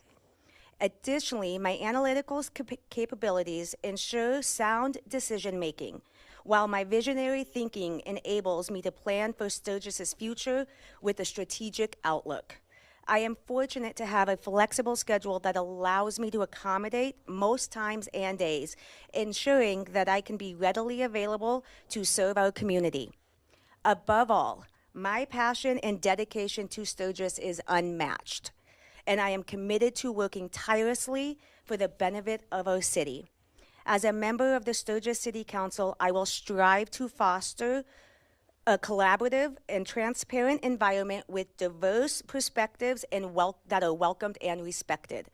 Together, we can create a city that is inclusive, sustainable, and prosperous for all. I was excited for the opportunity when I ran in the most recent election, and I am still excited for the opportunity to bring my skills, dedication, and passion to the Sturgis City Council. Thank you for considering my application. It would be an honor to serve our community in this capacity and work along you all in shaping a brighter future for Sturgis. Thank you. Thank you. Well, I guess I'm the last one here. Christopher Peldo, Madam Mayor and City Council. I need to redact a part of my letter I submitted to you. I have lived in Sturgis for 10 years, but I've grown up in the area my whole life. I was born in Sturgis, grew up in Whitewood. Went to school here in Sturgis, so I've seen the city go through some changes, some good, some less desirable, but nevertheless, I feel like I've been part of this community for the past 30 years. I've never seen myself applying for city council position, but now, being married with my second child, I've started to have more concern for the future here in Sturgis. Anyone that has kids should be part of the city council or board meetings to secure a better future for their children. Hopefully me being here and people hearing this message will inspire young parents to get involved in their community. I have no experience in this form of government, and I will not stand here and act like I do. Sometimes in life, I feel like no experience is good experience. I do not bring any bad habits, and I am not unteachable in something new. I am always welcoming. I do not need to stand here before all of you and list off all my accomplishments in life, all my success stories, and all my failures. I'm not running for city council for personal gain or recognition, but I do generally care about the future of our city and believe that together we can make a positive impact for our future. In all my previous jobs, I've started from the bottom and worked my way into leadership positions, anything from hiring to firing. Everything a manager does has to be done with compassion for others. The last thing a manager needs to do is put someone's life or family in a bad spot. One of my previous jobs was working for VAN, and I feel like that could help the city council. One of the projects I was involved in was the expansion to Box Elder from Rapid City. My department alone roughly spent $12 million on materials. A little overwhelming, but with planning and great teamwork, everything worked out. That's just one of the hundreds of examples I had while employed with them. Another job I had was a FedEx driver in the Custer area, so I feel like I'd have a little insight on road development and town infrastructures. On the side of my current job at Dolan Creek Assisted Living here in Sturgis, I'm a YouTuber and have most social medias where it's about hunting, fishing, sports shooting, and working with small businesses in the area to help promote advertising. Hopefully I've given you a little insight to who I am and what I'm about, and I would love to keep expanding on everyone in the future. Thank you, Madam Mayor and the members of City Council for all you do, and thank you for your consideration for Ward 3. Great, thank you. Thank you all for those statements. And I guess I will open up the floor for questions. Anyone from council? I'll go first. Wants to go first? Okay, and just to clarify, Rochelle, then you would be first to get the first question. And it's going to be to everybody, right? Yes, they will all answer. Your answer will be short to this question. Why now as opposed to running back in February when the election? I guess I ran in February. I'll run now. I'll run tomorrow if you want me to. I know it didn't really apply to you, but. Oh, I'm up next. I don't know, I just had a little calling to put my name in and give it a shot. That's what I'm here for. I'm for my kids' future and future development of Sturgis, so that's why I'm here. And so why, like today in July for the vacancy as opposed to 6 months ago when? I don't know. I was just scrolling through Facebook and I saw the ward thing pop up and I said, you know what? That's something I could get behind. So let's give it a shot, see what happens. Thank you. I had a new great-grandchild born in Minnesota in January. I have a great-grandchild here that had some medical issues that time of year. So we went in February to visit them in Minnesota, and we dealt with the medical issues for my great-grandchild here, which made me not run. Thank you. Next questions. And so, Mr. Peldo, this question, you will be first. So Chris, as you can see, we don't always agree, but it does take teamwork. How do you consider yourself as a team player? Almost everyone has ability to lead perhaps, but we all sometimes have to give that up to follow. So how do you see yourself? It takes kind of both sides of the story, and someone has to sit there and kind of delegate both sides of the story and kind of vote from that. Okay. That would be my kind of definition of teamwork, I guess. Throughout my career, especially in Idaho, starting at the bottom, working my way up, we did a lot of projects, and as I was promoted, it required team effort and consideration on those projects to get consensus that we build in the agency to move forward. Policy writing, budgeting, those sorts of things all required teamwork.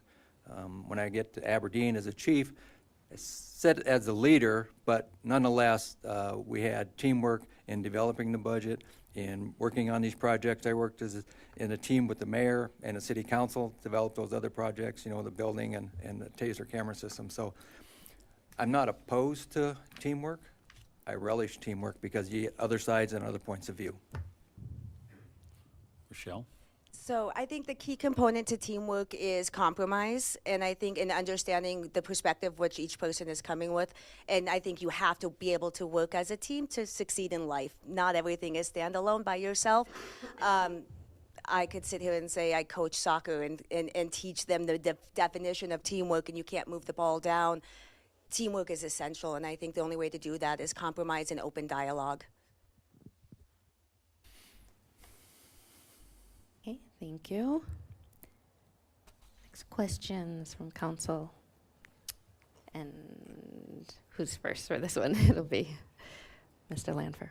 If you had to pick one single biggest issue or most important issue that you feel the city or council needs to address as of today, what would it be? The budget, being fiscally responsible and having the council members privy to everything that goes on with the budget. When I was in Aberdeen, the council members received a quarterly printout of the budget so they knew where the city stood. Each department head received a monthly printout of the budget. So if there were questions, they went to the city manager went to them to answer those questions. There was never any doubt where we were in the budget process. So I think right now, the budget is the big issue here. I'm going to follow suit as well and say the budget with the recent discussions of the shortfalls that we've seen coming up or that is coming up with us, a deep dive into that and to see where we've been spending and why and really look at that process that we've had going on for the last few years would be one of the first things I'd want to look at. I have to agree with everyone else. That was my answer too. But more total transparency on the budget, be able to ask questions, not get ridiculed for it, would kind of be where I'd go. Thank you. Okay. Other questions?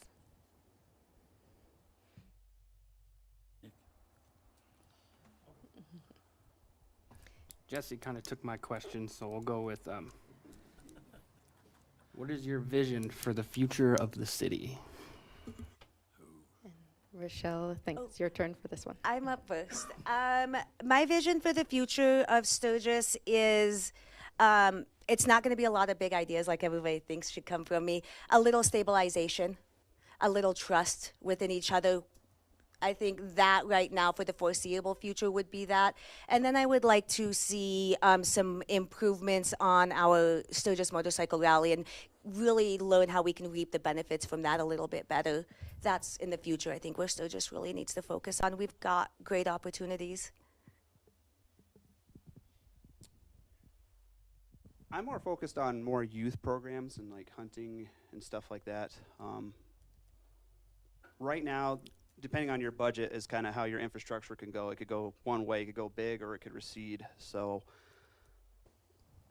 my future would be more stuff for the youth to where it's more outdoors stuff. I mean, we got beautiful trail systems that my family always enjoys, but a youth program and a hunting or something local to where kids have a little bit of a export out there. It's a really good question. I guess I would consider having the budget fully funded and transparency with the budget in the future, and also to do a little more marketing to sell Sturgis. I realize the rally sells Sturgis very well, but there are other issues in Sturgis that are just as important and can be marketed for Sturgis.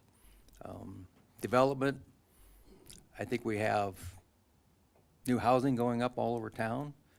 The question becomes, is it affordable housing? And the job market here is fairly decent, but you know, I don't want to see McDonald's or having their workers get $20 an hour like in California, but it has to be affordable. You know, and I think off of that, once the budget is managed properly and we have funds in the budget, I think we can reach out and do other things for the community. Thank you. Any other questions? Did you? I'm just gonna make a statement, and maybe this is a surprise to some, but great job, counselors, with your questions, because I don't have another question. I do have a few that I was I'll saving second- for last. I'll second Kevin's comment.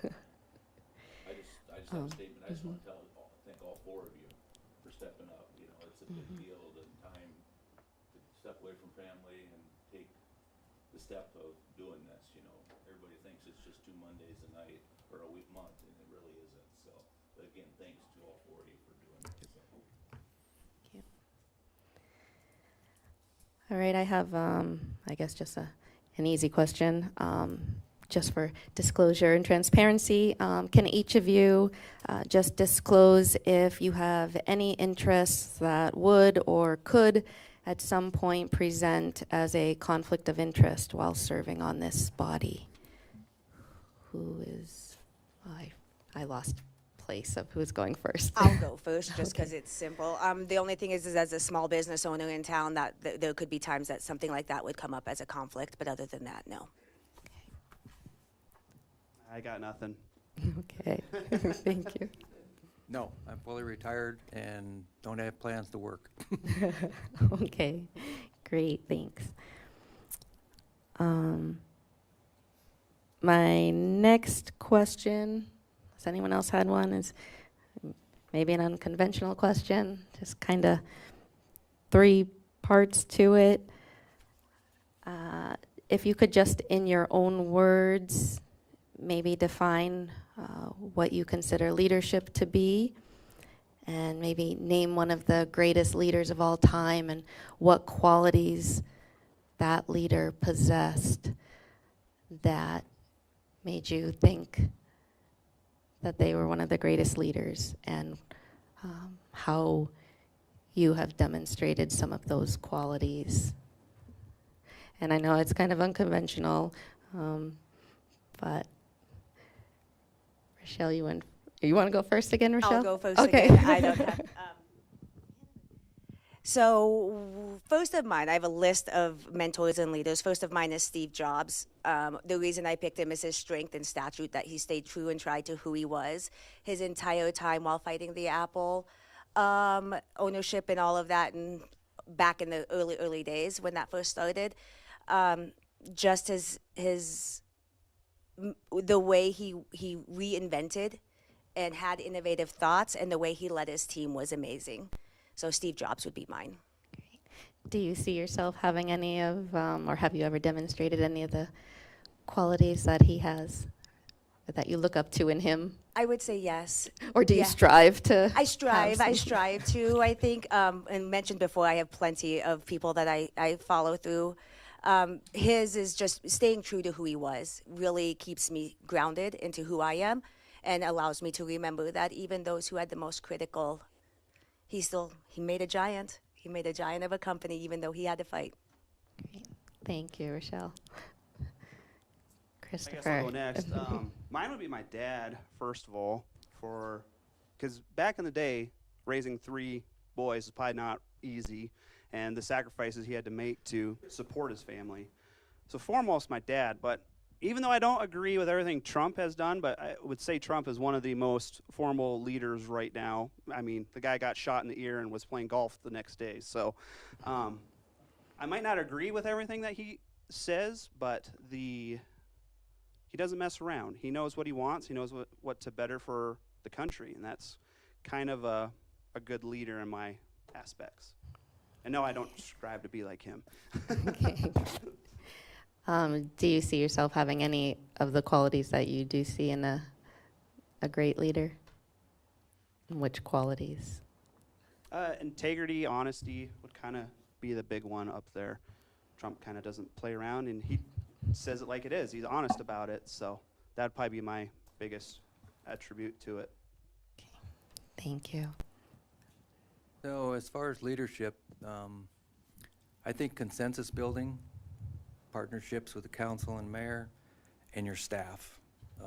When I was the chief, we had several meetings with the union regarding pay, et cetera, working hours, all that. You come to an understanding that in order for that to work, there's got to be give and take.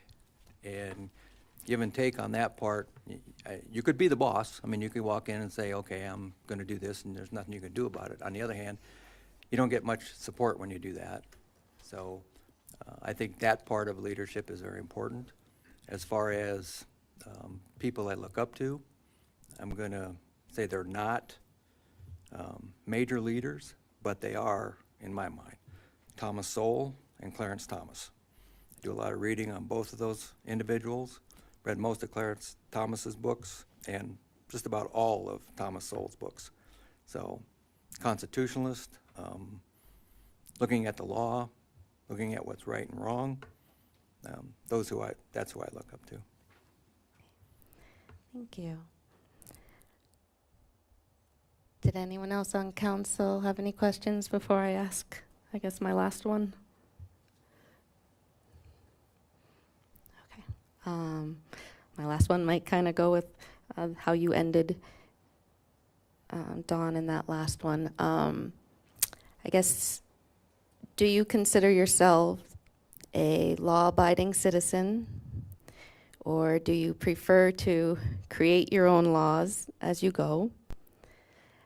And can you maybe give an example of a time when someone has asked you to do something that could have been viewed as unethical or illegal, and how you handled that?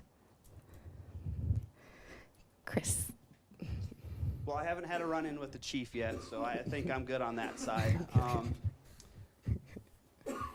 I grew up Old Apostolic Lutheran, so I never got into those situations. And if anyone knows what that religion is, it's pretty hardcore. So I never got into those positions where I had to feel to be around. So I've never had any experience with someone saying, hey, let's do this. And you're just like, nah, I don't want to. You just put your foot down and stand firm in what you believe in. So I've never really been put in those situations yet. But you consider yourself someone who respects the law and follows the law? 100%. Okay, thank you. I don't think we have enough time to go into how many times I've been approached.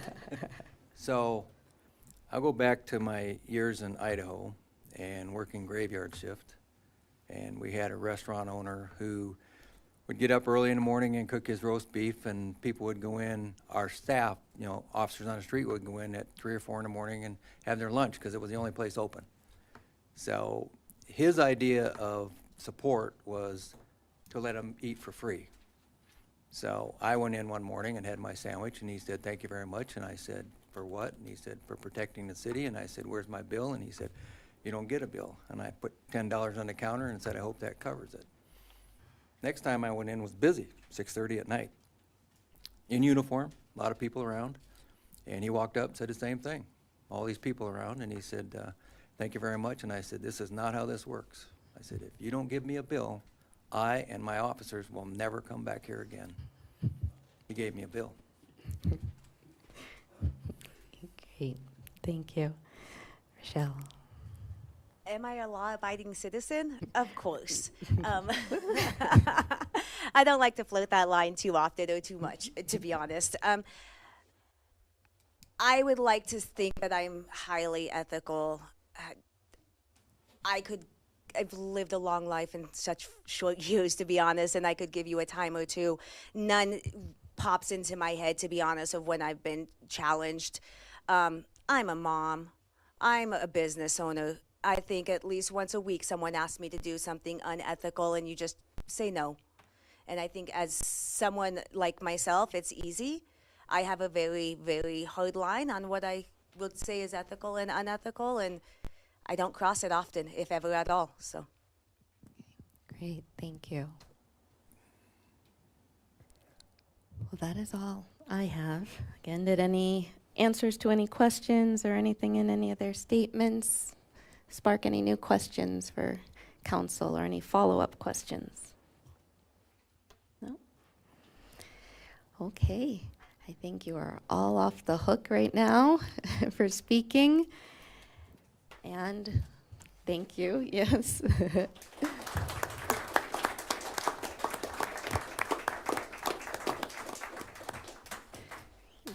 So we will go down to the voting. Do we? Oh, there should be sheets up here for everyone to just write the name.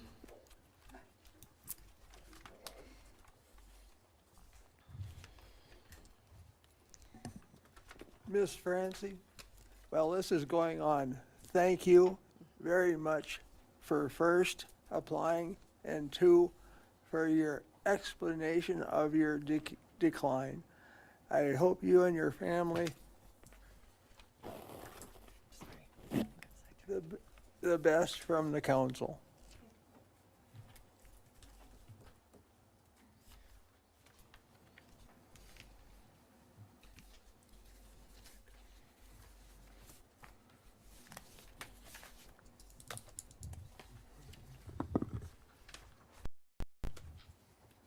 I'll just read them off as I tally them. I have one for Don, one for Rochelle, one for Don, one for Don, one for Don, one for Don, and one for Don. So that is 6 Don, 1 Rochelle. Okay. Well, congratulations, Dawn. 6 is plenty for the appointment. But as Mike said and all the rest of council said, thank you to all of the candidates, even Francie, even with your decline. Thank you so much for even coming, showing up, and explaining that. We really appreciate it. Thank you, Rochelle. Thank you, Chris. So that will bring us to the swearing in oath of office.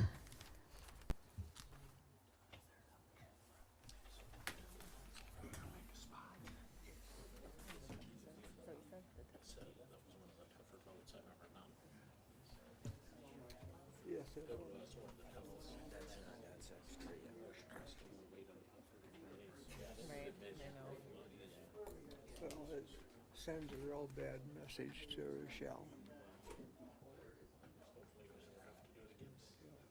Make things a little easier is, I found over my history that that's never the case. what I'll do is, It seems like I'll every say time it, and a then you decision comes up, it's a tough decision.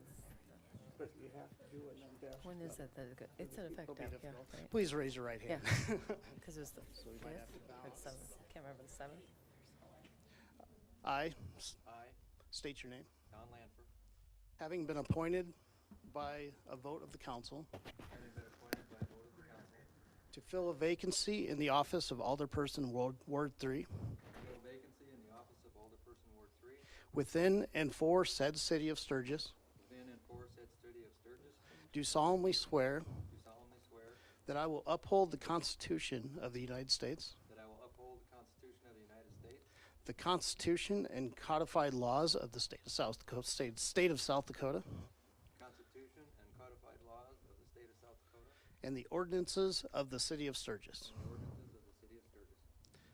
I will faithfully and impartially, I will faithfully and impartially, to the best of my knowledge and ability, to the best of my knowledge and ability, perform all duties of that office perform all duties of that office for the city of Sturgis. for the city of Sturgis.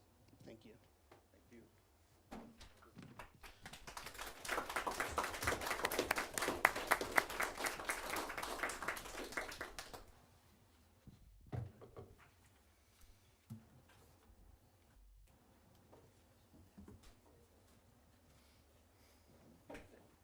There's an empty chair right up here for you, Don.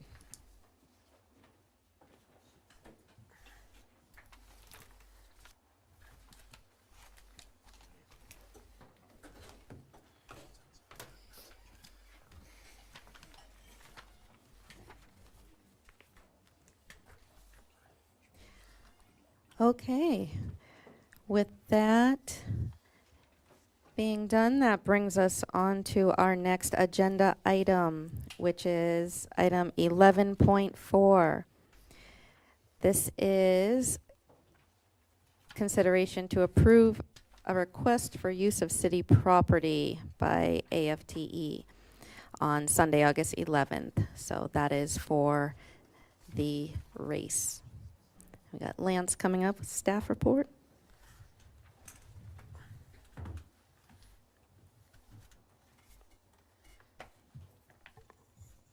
Good evening, Madam Mayor and Council. Tonight, what I bring before you is a consideration to approve, sorry. Consideration to approve a request for use of city property, that being City Hall, Library Patio, by American Flat Track Events on Sunday, August 11th, 2024, in connection with a VIP partner facility for the Sturgis DT race that day. Okay, thank you. Did anyone on council have any questions about that request, the city property? Lance, what is the seating capacity for that part? We anticipate about 60, Jim. However, we will identify exactly what that is prior to the event. Is that used for anything else? Rarely, often during the rally for VIP socials. So it would be consistent with use we have during that time.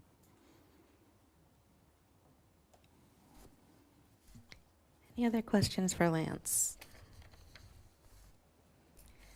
I would entertain a motion. A motion to approve. I'll second it. That's a first by Ruth and a second by Tony to approve that request for the use of city property. Any further discussion? Questions, comments from the public? All those in favor, please indicate by stating yes. Yes. Those opposed with a no. Okay, that brings us to 11.5, and I think you can speak to this also, Lance. Thank you. In connection with that, 11.5 is a request for a consumption permit for the use of that VIP partner area on the City Hall patio that day. Are there any questions about that request? Their motion.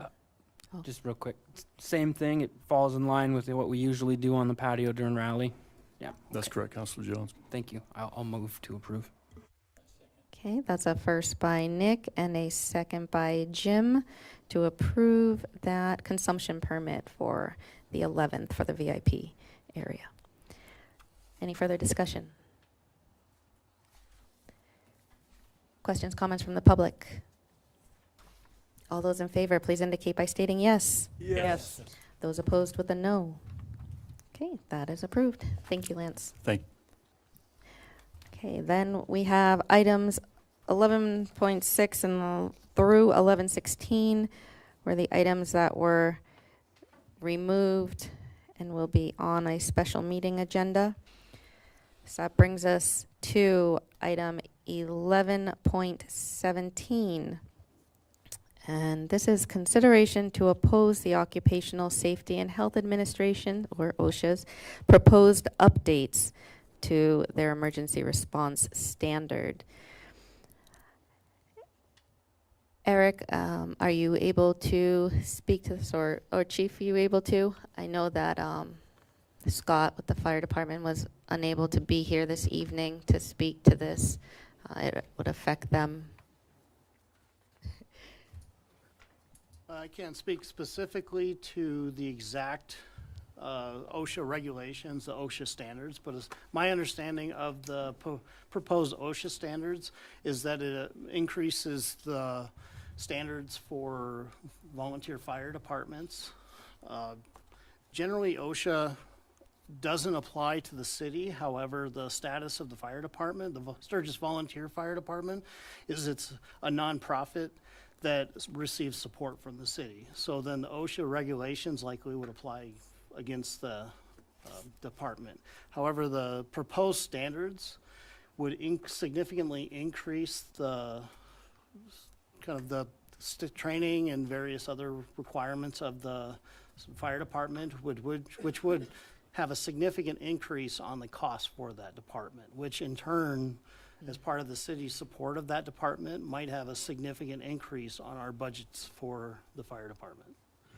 Okay, thank you. So a lot of increased costs with That's these new standards. The primary component of it. Because Right. we believe under our current standards that the fire department operates are generally safe for all of the members of the community and the volunteer fire department.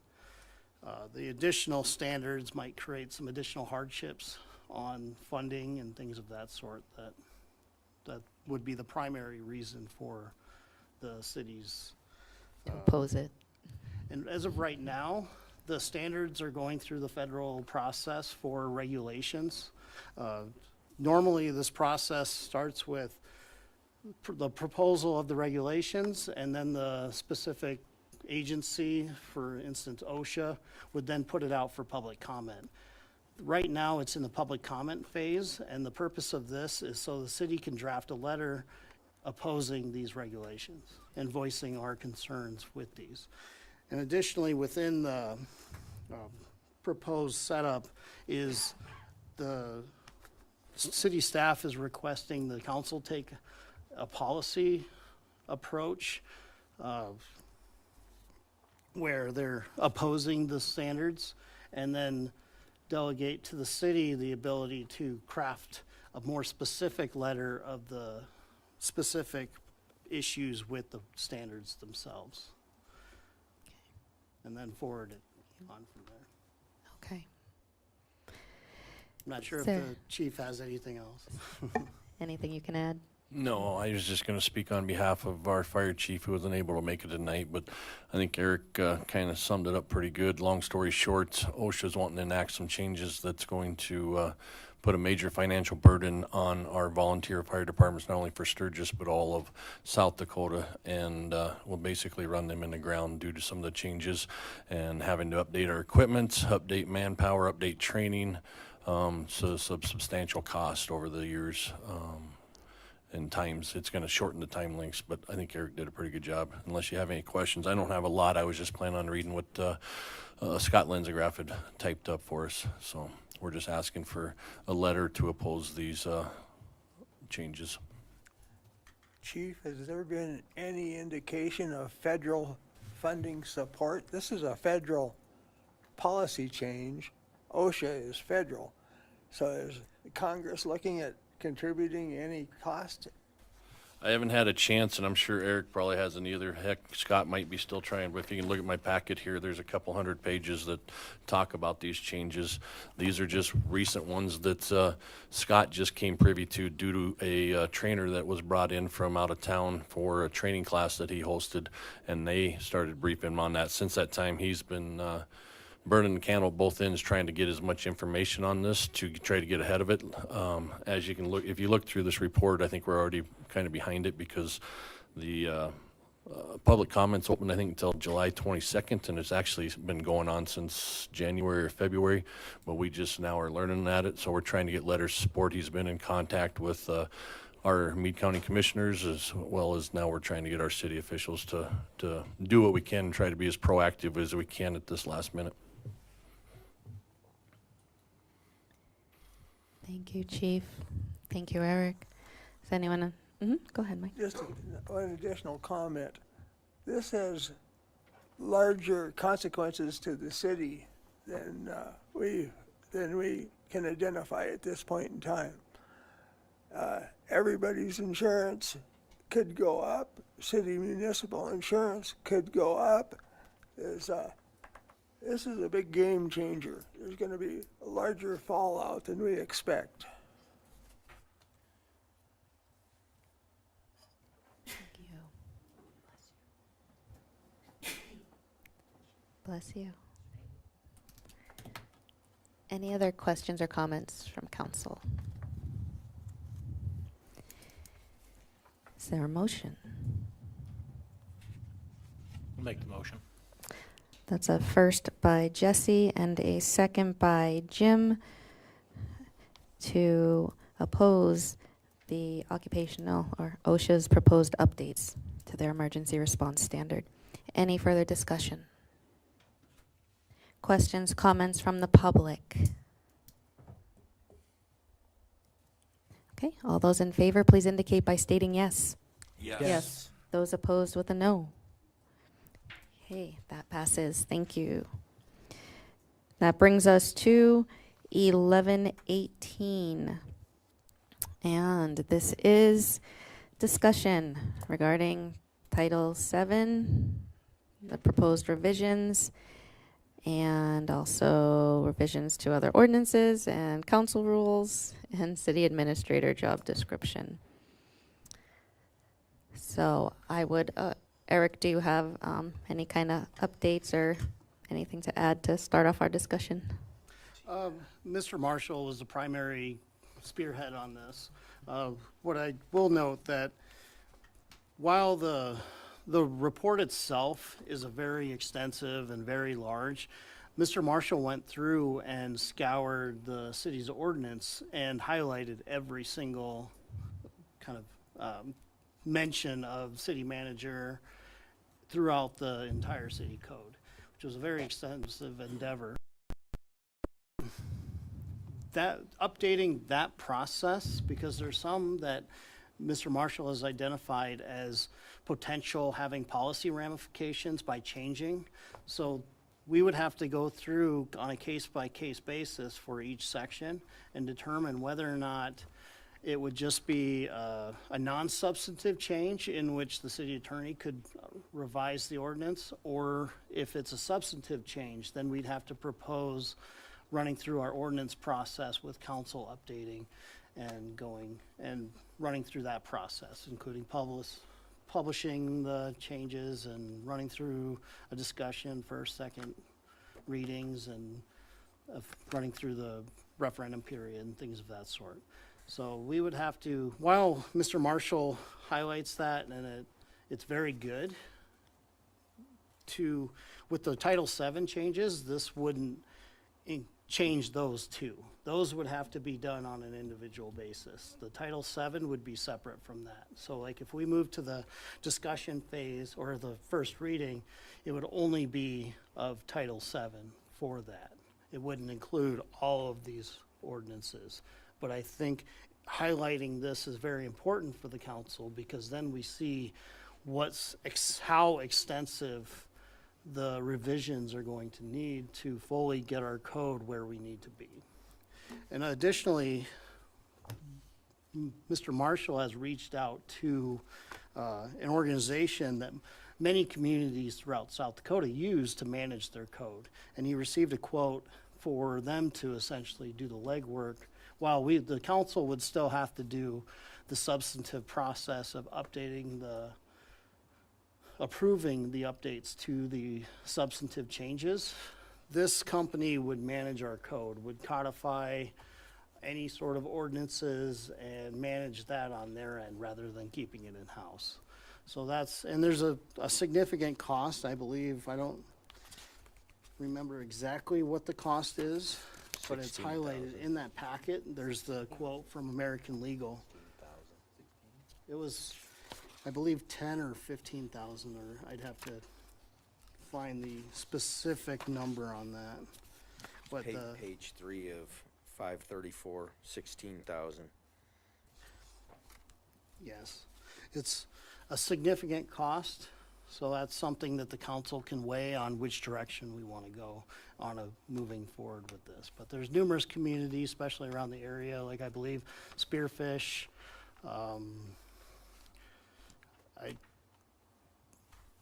Right offhand, I can't remember exactly all out in West River, but there's quite a bit that utilize this company to manage their code.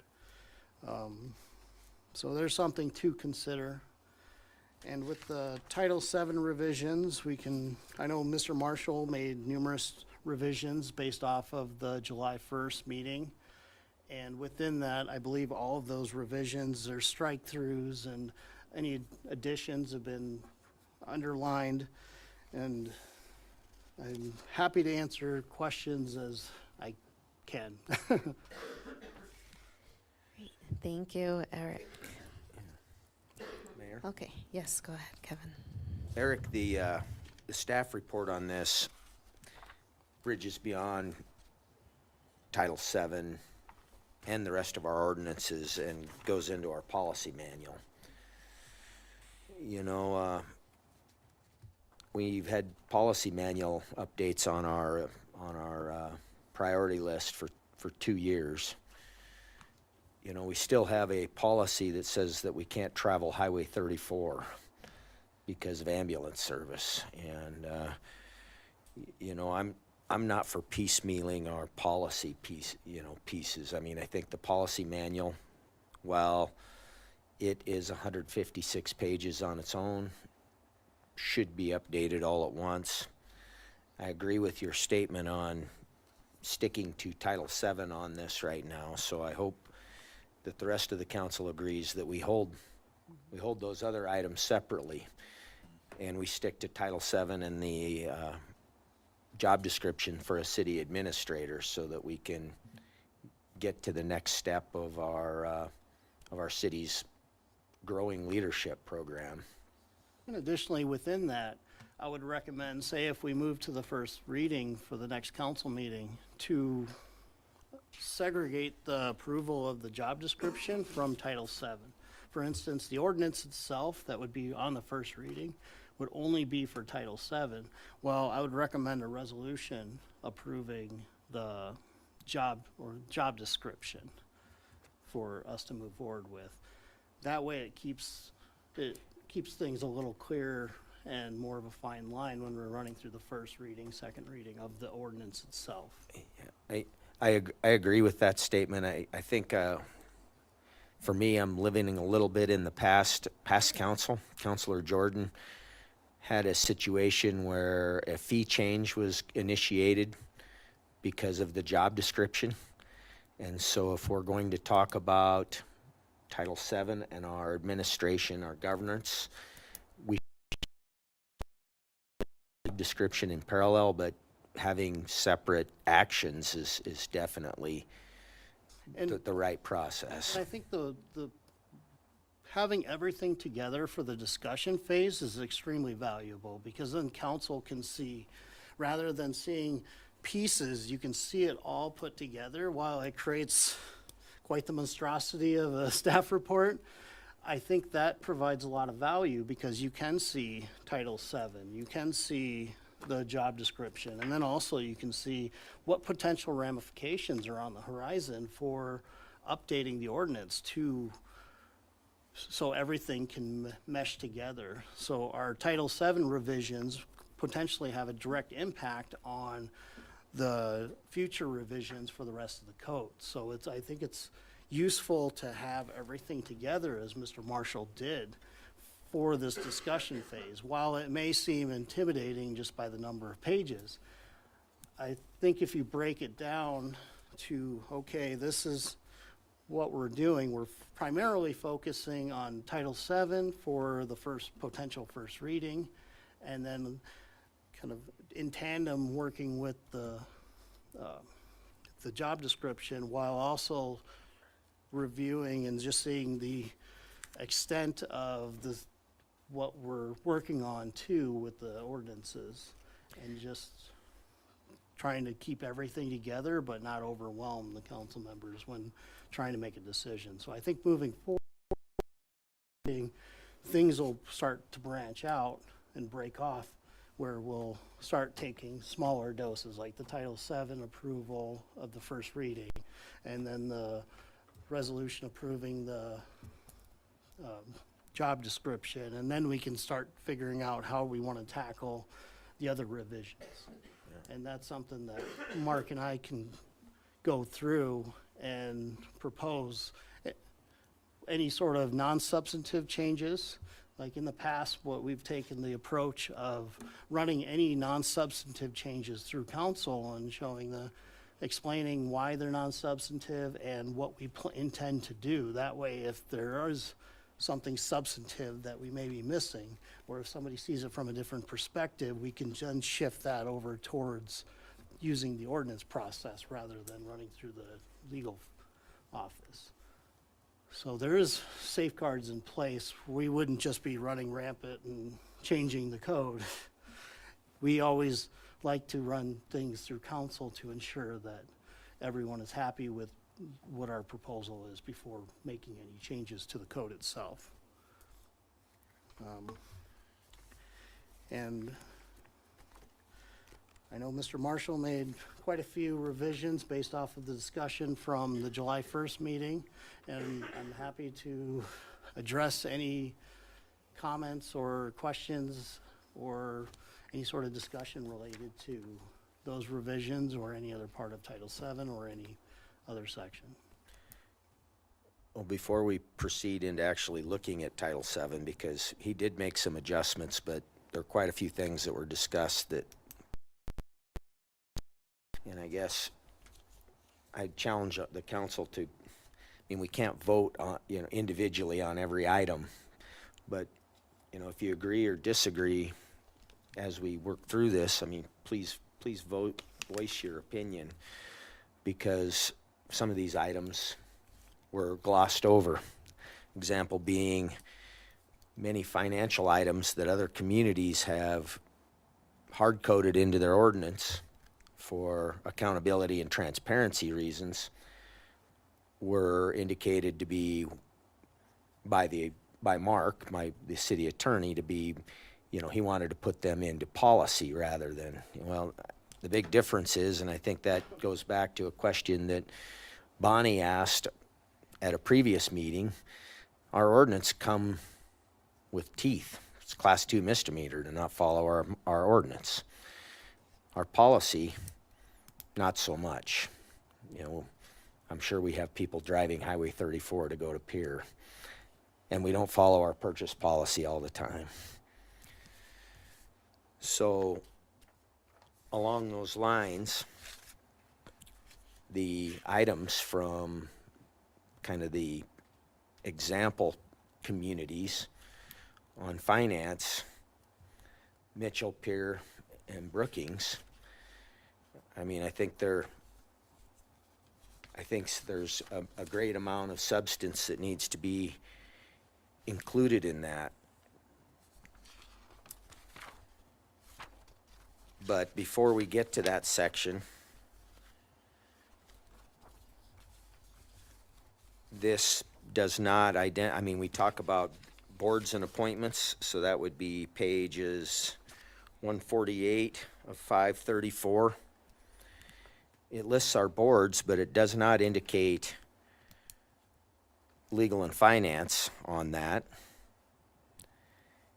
And I think it shows that we've missed rallying events. I mean, we just tabled, 11 items that nobody knew anything about because we haven't had a rallying events meeting to talk about anything. That committee went away. I would like to see those two listed in that. I'm not sure what the rest of the... It seems like those two would be two of the more important. Not that they're not all important, but the critical, those two are I would agree with that. I agree as well.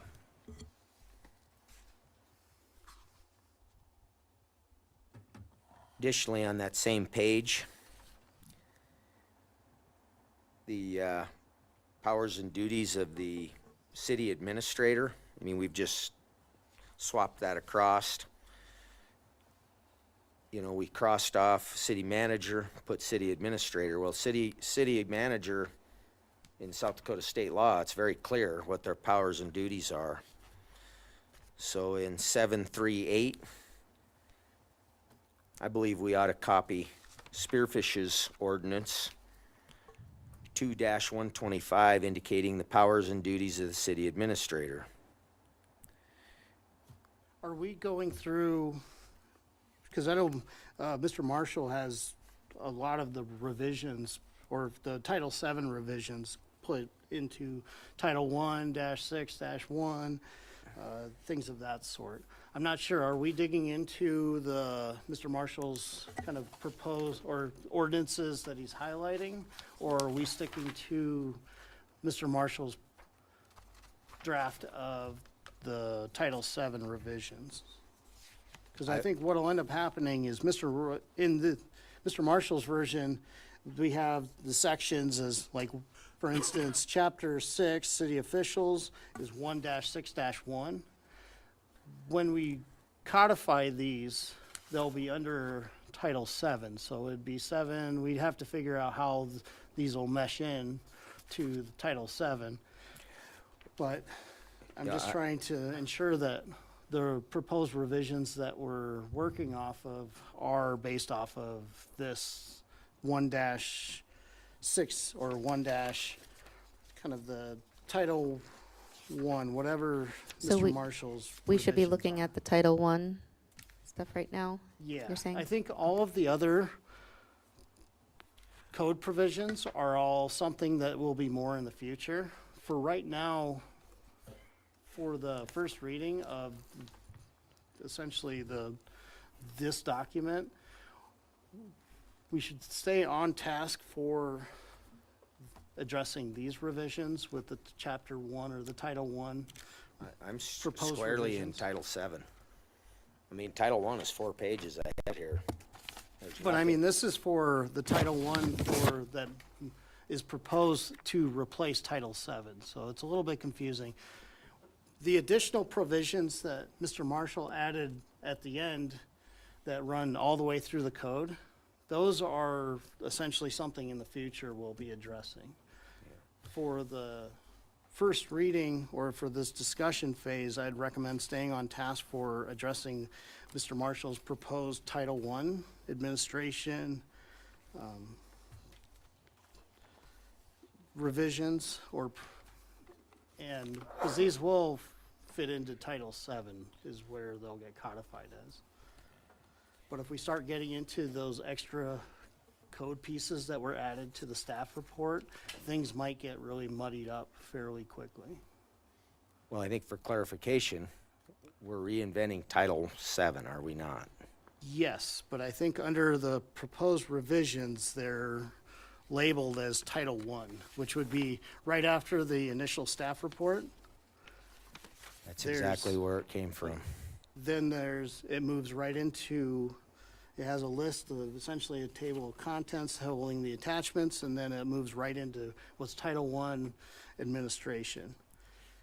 And within that, that Title I that's part of this is Mr. Marshall's proposed revisions. And that's what's marked up from the July 1st, and that's what was discussed at the July 1st meeting for the Title VII revisions. I'm hoping I'm not being too confusing.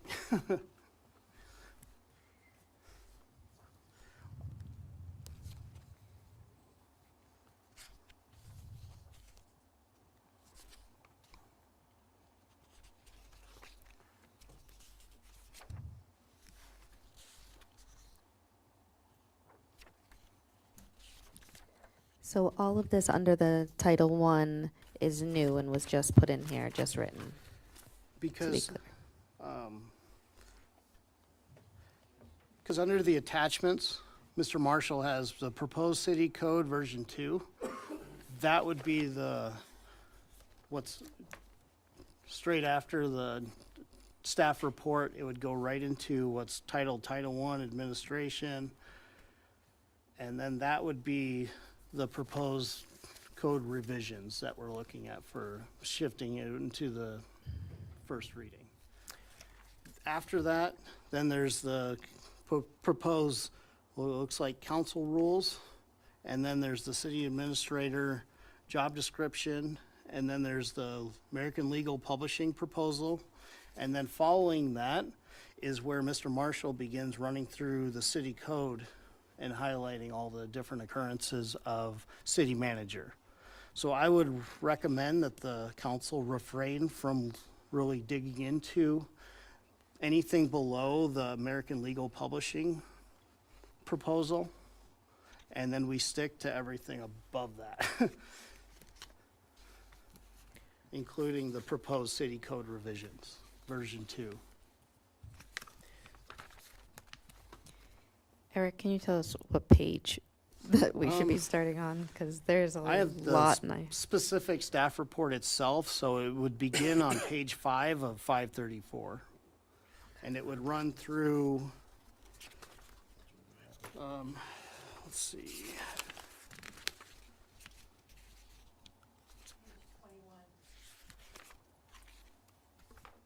Yeah, through page 21 of 534.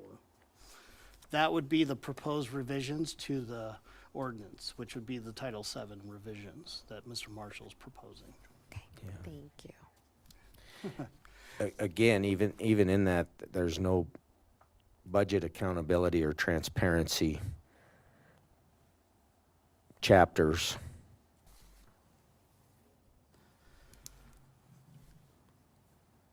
And Example was, we just heard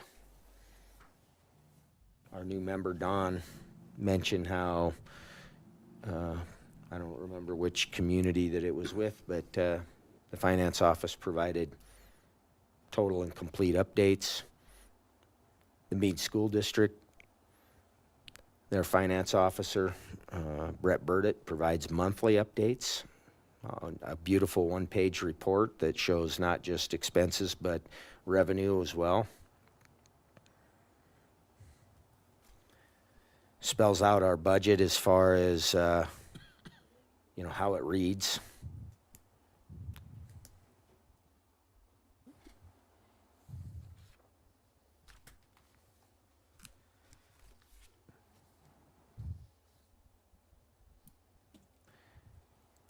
And I don't see this in Title I with its chapters.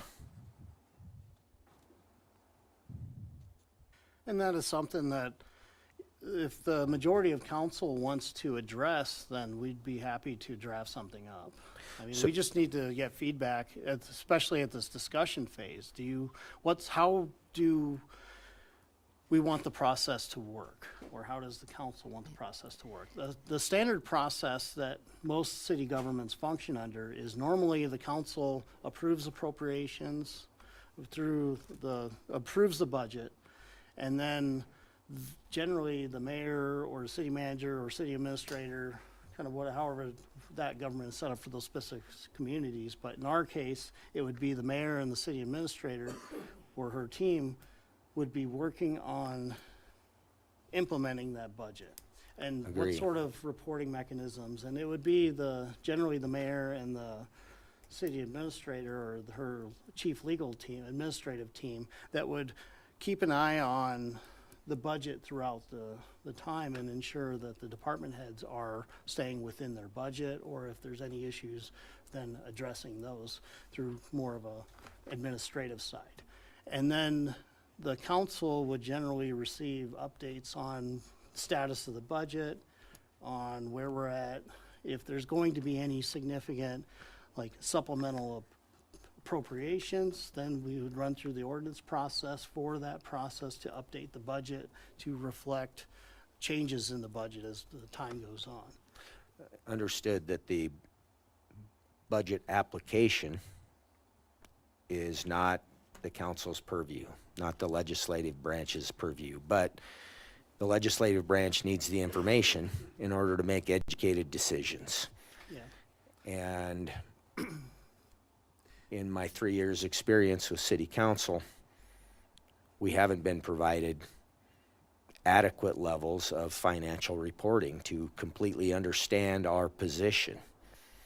Example is you look at our budget documents, we always have shown what we budgeted the year before, not what was spent. We're not tracking exactly what we're spending monthly and applying it to our revenue that we're collecting. If we see a major revenue and we're not getting the action out of the executive or administrative side, the council fully has the purview to reduce the budget at any time. So providing that information, I think, is paramount to the executive body, the city council, to do their job. So, And it's council's prerogative to put specific, like if they choose to, put specific safeguards in there. So, I mean, we can draft specific language or specific safeguards that can help essentially manage the administrative side through ordinance and different processes. But, I mean, the biggest thing that I recommend is input from council, like all the council members, so we can, as staff, know what do we want. well, that's the struggle, Eric, is, you know, we sit here and we're talking through this. I mean, do we make a motion on every single one of these items and then vote? Or do we use the same process that we do with like planning and permitting? If you keep your mouth shut, that means you agree.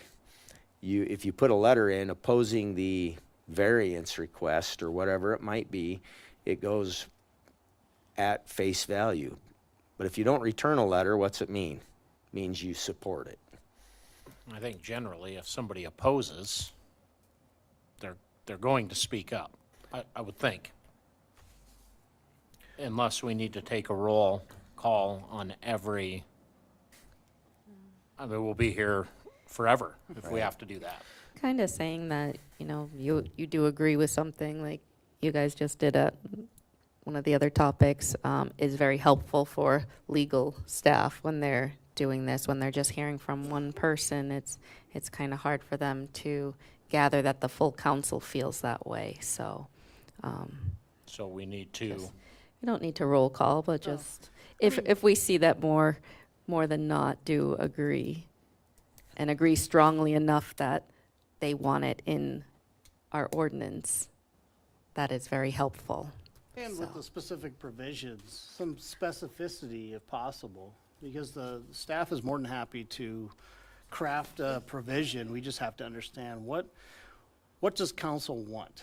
And then we can try to craft a provision that mirrors that. And then we can discuss it through the first reading. And it's just, is that something that council wants, and what sort of provision are we looking at? And our staff is more than happy to draft whatever council's prerogative is, as well as we can. And then we can always tweak it over the first and second reading, or however we need to mirror what the council wants.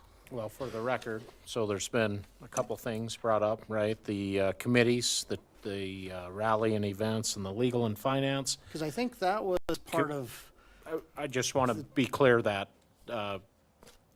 legal and finance and rally and events committees be listed.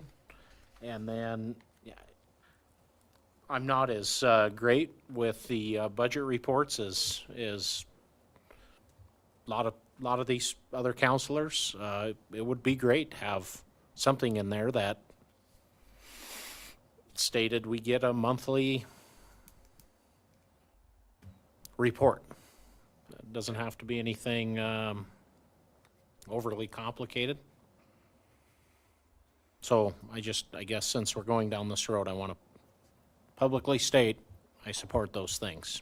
I would agree with Jesse and Kevin on that. I think we need to do anything possible to never be in this situation again when it comes to money. So, yes, monthly, quarterly, yearly, 5 years. I don't know if anybody can take a look at it, but Brookings section 4.03, 4.04, and 4.06. 4.08.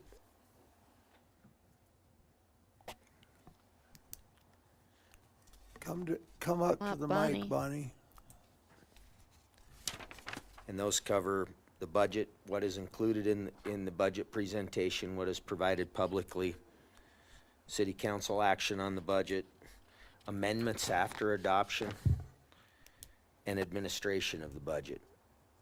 I know one thing to keep in mind is Brookings is a home rule community. I don't know if that will have an effect on how we could move forward with those, whether that has an impact at all. I just figure, keep in mind that Brookings is home rule, so there's potential that they might have more flexibility than we might have, but I haven't reviewed those statutes, so I don't know how they correspond with the law.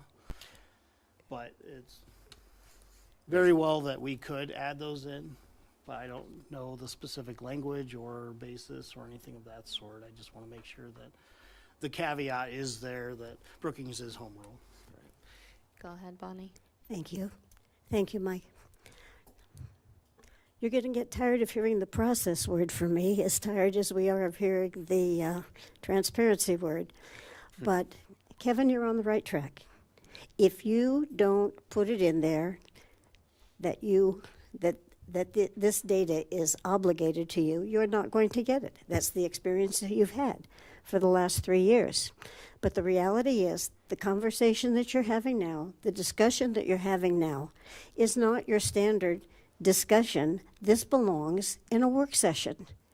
You cannot keep sending bits of expectations out to your legal counsel and have any hope of it coming back sounding like you meant it to sound. It needs to be a conversation. It needs to be on the computer. When the words are out there and they're not doing what you want them to do, then you need to say, no, I meant it for it to go this way, not that way. This belongs in a work session, not a public meeting. And it's really frustrating to all of you and to all of us to have it go like this. We're back to process. This is not the way good documents are developed. You're sending your poor legal counsel out with this vague idea of what you want. They're coming back with their interpretation of it, and it's not even close to what you want.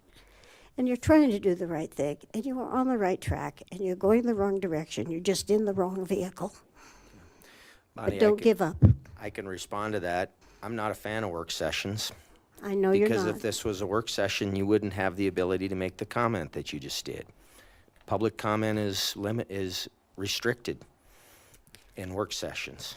Well, and you know, I've not been involved in work sessions, Kevin, so I don't always know or remember those things, but somehow you've got to come up with a process that's productive and is not going back over the same thing. I mean, I panicked when I saw final discussion on the agenda tonight and thinking, how can this be a final discussion? This isn't even close to the right document yet. So I don't know. I mean, so work session is the wrong choice, but what can you do? That's what I'm asking. What can you do process-wise that gets you, I mean, I'm used to like strategic planning sessions where you use telegraphy and it goes up so people can see the words and understand what it is. I know you're not also wanting to get involved in wordsmithing, and it doesn't have to be to that fine point. But if you get it out there in some verbal understanding of what you're going for, then you've got legal people who know how to do that, that can fine-tune it and get it down to what you want. But my goodness, we keep going out and coming back and faulting them for not getting the right thing, and is it their agenda or your agenda, and it's not useful, and I'm Well, sorry. it's not. It's been frustrating. I mean, we Yeah. had heavy discussion on budget items, Yeah, and none of it's here. yeah. So I'm not sure how to, even a work session, it wouldn't, if staff decided not to put it in, how do we? You have it right there on the board, and you say, this is where I want it to go, and this is what I want it to say, and I know you don't like to get involved in the writing of it. I understand that. We did a little bit of that in that last discussion. We would Yeah. like to see this, that, or the other. But it's losing And it its didn't make it. momentum. Yeah, it didn't make it. So how do we ensure that it makes it even at a work, you know, I So, mean, well, and I know you get into those things of public meetings and how many of you can be together at a time. So how do you do that?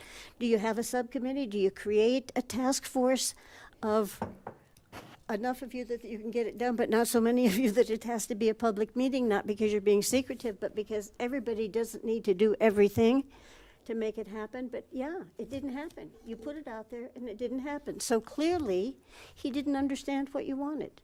So how do you do that together and come to that understanding and make it happen, make it really happen? How do corporations get their strategic plan done? You know, they don't do it this way. Yeah, they stick to task and they hold it. We don't end up with 534 pages in a report. Oh my God, yes. You know, and that was none of the counselors up here that did that.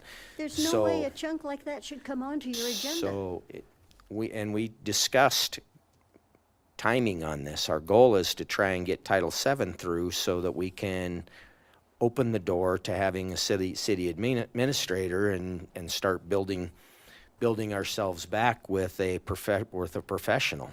And you and I have had that conversation too, how important it is to get to some of those critical pieces, but how important it is to take enough time to get them right. But if you cut it into little pieces, it doesn't take that long to fix a little piece.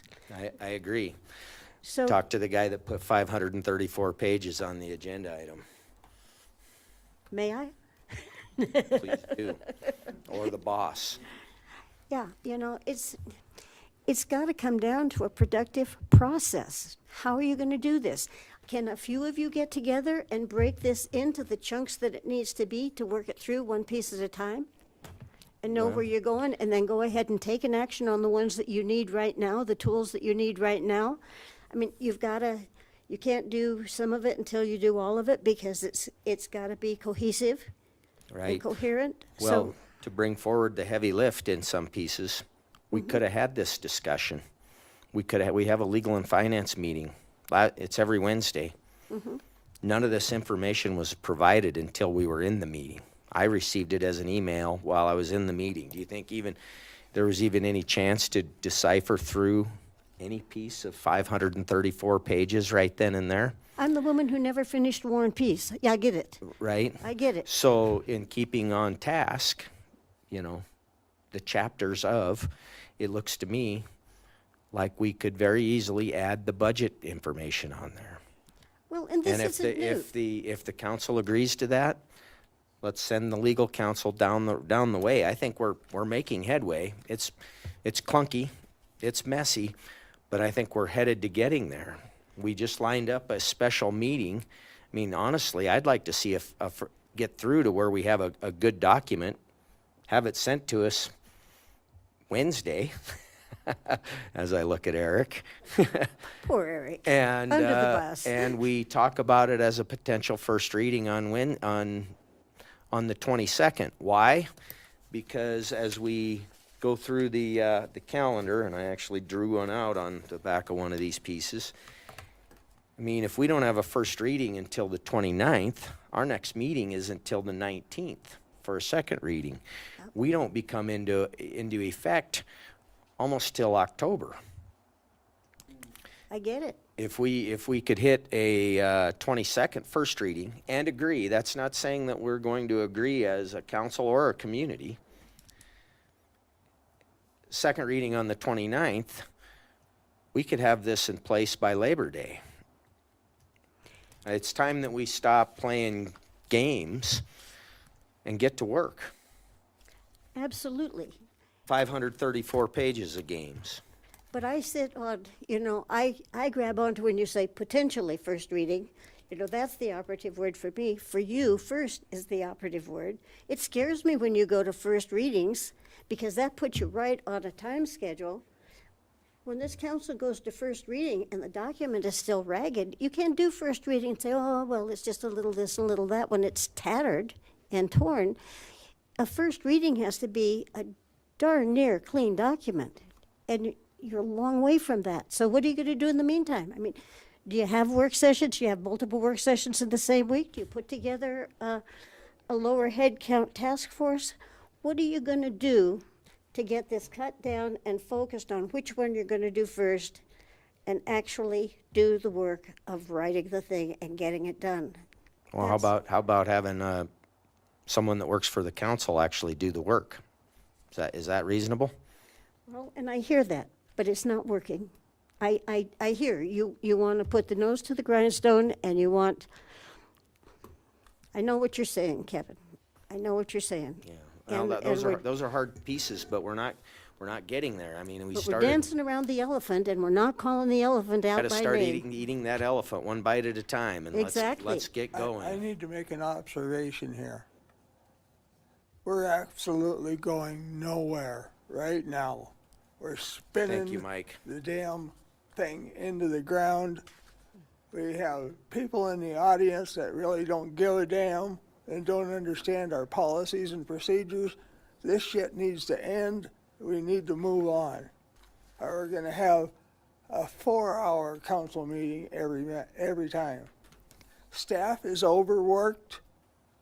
They're understaffed in most cases. We have a rally to put on and an ATF race, and we just spent 22 minutes on something that we can't solve tonight. Let's move on. So then put together a task force that can actually work on it. Who has got the time to put the task force together? I am here about 9 hours a week plus council meetings. Who in the hell you want to put on a task force to do that? Staff is already way over their allotted amount of time. They get 40 hours a week paid, and everything else is overtime. We're doing the best we can with what we have. The biggest problem we have right now is we lost the city manager. We haven't hired a replacement in any category.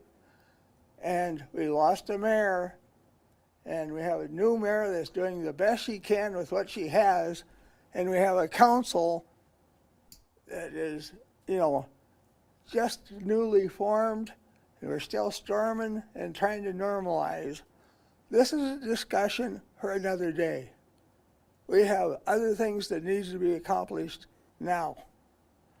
And trying to rewrite these titles, Kevin, midstream here is taking us absolutely nowhere. You're not going to get what you want by having a 15-minute conversation tonight.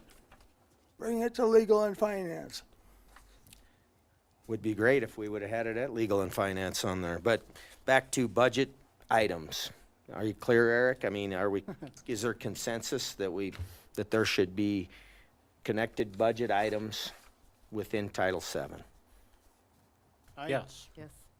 Believe so. Because an alternative could be we could move forward with the current ordinance and then propose a separate ordinance specifically aimed at those budget kind of safeguards within the ordinance. Or I can draft some provisions together and we can propose them at the next council meeting. and go from There's a segment about finance within that. I think it could be within that. Because, I mean, what I'm gathering is the council wants budget safeguards within the ordinance itself, rather than shifting to policy or something like that. Is that a correct statement? But Eric, how did that not happen? Because, I mean, it's one thing for you to say it that clearly now, but that's been said clearly so many times over the last few months. How did that not happen? How did you guys not get that? What's happening to the communication that message isn't coming through clearly? And that's not the only message, but that's the message on the table right now. What do you need for this council to communicate more clearly, more precisely with you that happens on the first try? Do you need someone of them to work with you on that so that there's not confusion about that? It's a matter of point of view. It's a matter of perspective. But it seems that you folks are not getting what the council is trying to give you from their point of view. In normal circumstances, our ordinance process generally works pretty well, where through the discussion phase, I can usually understand kind of council's goals and objectives for what we have. In this case, I think it was just a breakdown in communication. I'm not sure exactly where the breakdown occurred, but we can work on remedying that I can draft some provisions that are more budget safeguards in place. I can utilize Councilman Forrester's kind of references to Brookings as kind of an idea on where the council wants to go. And I'm happy to do whatever the council wants me to do. So I can draft those provisions together, and I can work with Mr. Marshall. I know this is primarily he's been spearheading the effort on this, and I'm happy to help out wherever I can. And I don't necessarily want to step on a lot of toes in the process, but I'm happy to do whatever council needs me to do. Sometimes you have to step on toes, and it's not a pleasant process. And I don't like conflict any more than anybody else does. I mean, I am really conflict phobic, and this stuff makes me go out of here and throw up. But sometimes, Eric, you have to step on toes. Sometimes you have to cross lines. Sometimes you have to transgress. Sometimes people's feelings are going to get hurt and they're going to be offended. But the job has to get done. This is going on and on and on, and poor Angela's taking a licking. The council is getting frustrated. It can't operate like this. Kevin is on the right track. He's asking the right questions. This isn't the first time. I mean, I've been coming to council meetings for quite a while, and like I said, Mike is the one who brought me on board. And Mike, I know Mike is impatient with this kind of talk and discussion, but I think this kind of talk and discussion is really important to this council and this process. But, I mean, I asked one night years ago when this council got a 200-page agenda, and I said, how many of you actually read all the documents? I got 2 hands in the air. I got some that went this way and came back down. It's not possible. We can't keep throwing at these people impossible tasks and expect them to make good decisions when they don't have the time to inform themselves. This shouldn't happen. I know, I'm on a soapbox. I will stop. But I care about what happens here. I care about what happens to these people. We have worn out so many council people. We have worn out so many public people. We got to start making it happen. And I know you're trying, but make it happen. Do what it takes. It's not enough to say we had a communication breakdown. You got to figure out what the breakdown was and how to fix that. Thank you. Okay, so I think we got, oh, go ahead.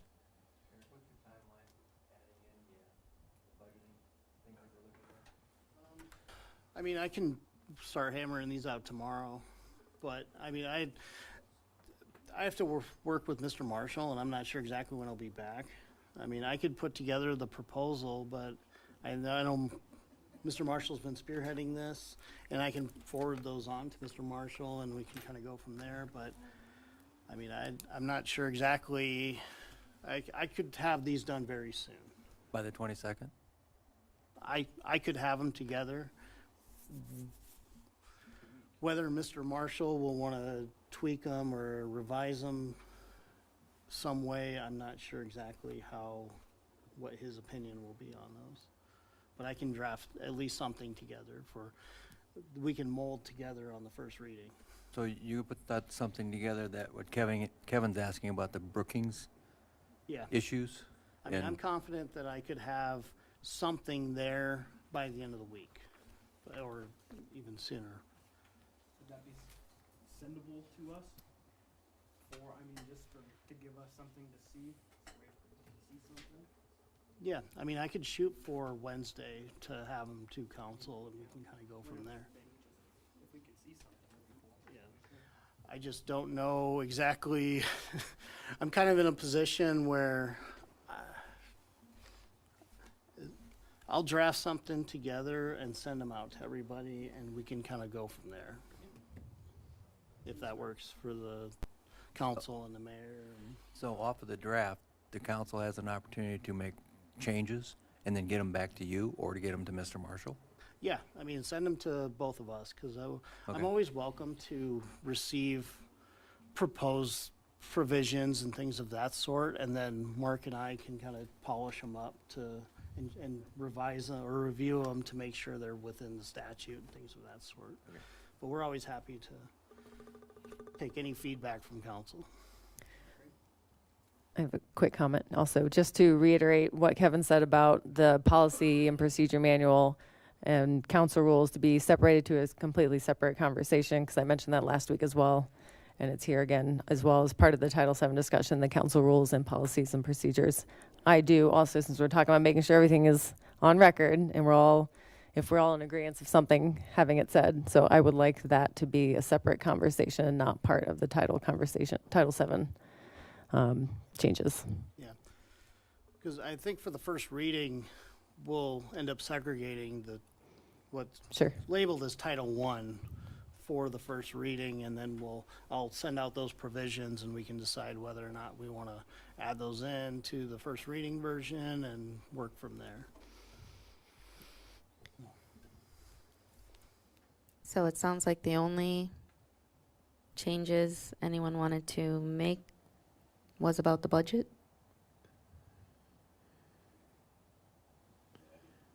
Adding legal and finance and rallying events to Those committees. And I'm not As- sure exactly on where those are in the proposed revisions, or if we need to add them in. They very well could be in here. I know I've read this over quite a few times, but it's not coming out right off the top of my head. Mr. Marshall might be able to point it out a little faster for me, but I'll go through this, and we can always add whatever we need to add to the Were they just various- considered the other ad hoc committees when they were listed?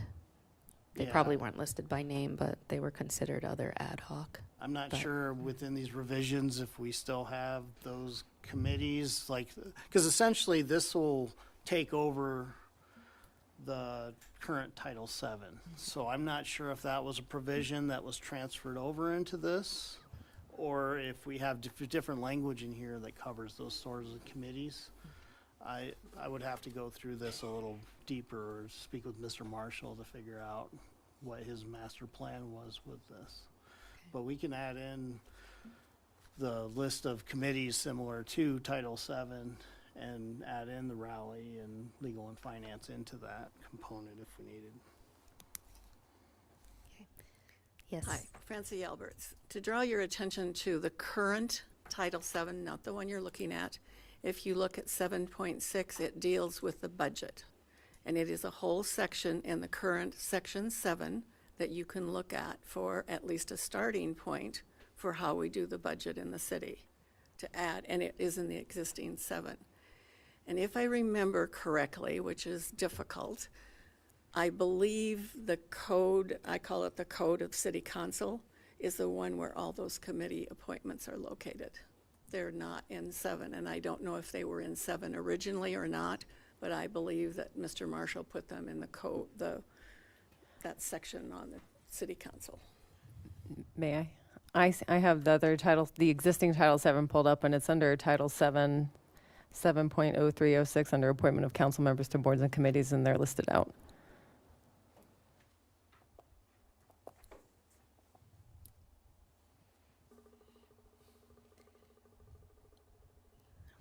Was there any other key points that anyone else wanted to discuss this evening?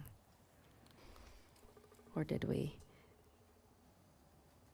talk about our main hangups? Yes. Approval of contracts, $25,000 and less. I can understand that a $25,000 contract isn't very much, and when it comes to maybe doing a repair on some piece or you know, entering into a contract for, you know, computer services might be different than approving a $25,000 contract that for the rally that could potentially get us in hot water with somebody someplace. I mean, we've had some major discussions over the last year about items that were tied to $25,000 contracts. Myself, I would like to make sure that there's not blanket signing of sponsorship contracts under $25,000 without communication with the council. Do you want that through like legal and finance, or do you want it through the whole council, or? Well, I'd like to have open discussion. I think there's several paths that we could take that, but, you know, again, Mecum. We had a Mecum sponsorship. Did you know about it? I didn't. I mean, we got some new bodies on here, but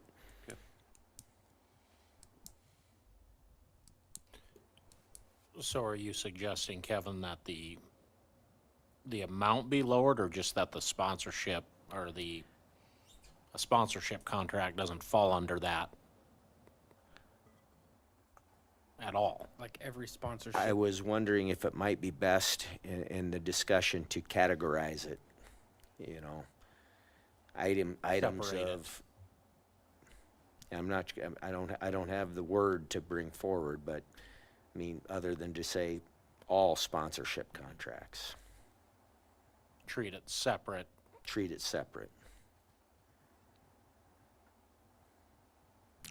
Only because some of those contracts can come with it connected actions that are over and above what the spirit of a $25,000 contract. $25,000 contract for replacing 3 windows in your building is different than a $25,000 contract with a adult entertainment company.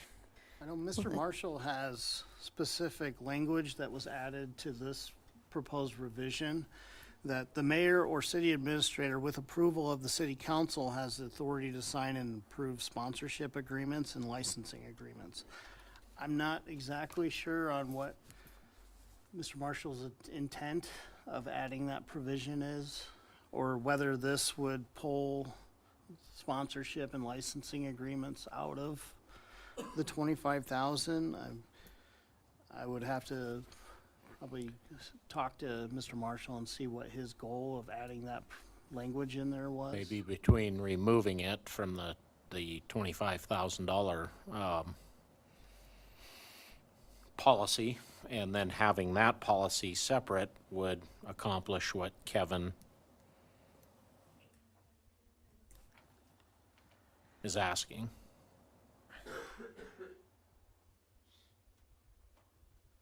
Just so that we don't have two competing, as you said earlier, competing statutes. We don't want to have competing ordinance. Yeah, that's something I can work with Mr. Marshall on clarifying. But the goal of council is to essentially still provide that delegation where the mayor and city administrator can approve contracts up to 25,000, but exclude rally sponsorship and under here, there's licensing agreements too. Is that the direction that council's thinking?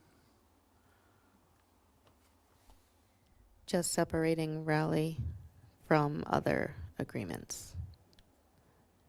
Rally-related. I think sponsorships. For me, I'm more comfortable with separation. Because that essentially narrows the scope of that delegation, where the mayor and city administrator could sign off on contracts without running through council approval. It essentially delegates it down for contracts 25,000 or less, but that delegation would exclude rally contracts, where if there's a $10,000 rally sponsorship or licensing agreement, that would still have to run through council for approval. I think that Based would under that would accomplish, Yeah. in my mind, what we're trying to get at. On the draft here right now, I mean, it says the mayor or city administrator with approval of city council, just as Eric had indicated, has the authority to sign and approve any expenditures, contracts, or agreements on behalf of the city that have appropriations.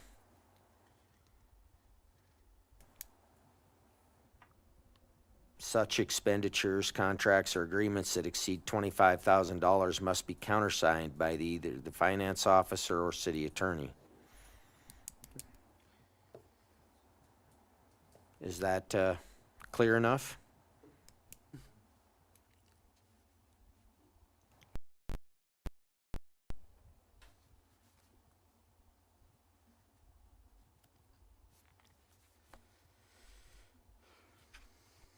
It seems like a little more clarification would help.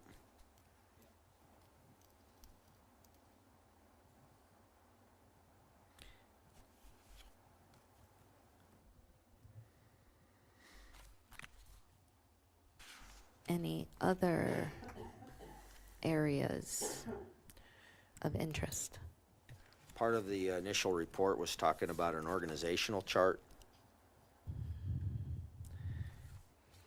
To me, the budget's approved with certain personnel in certain departments. So to change that means a change to the budget or a change to the organizational chart.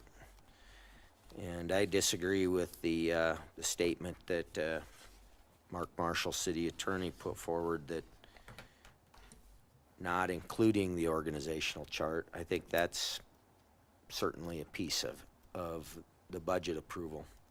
You approve the budget and you approve the framework for which the budget is supported under. It matches the same budget accountability and use that word Bonnie brings forward, transparency, that is desired.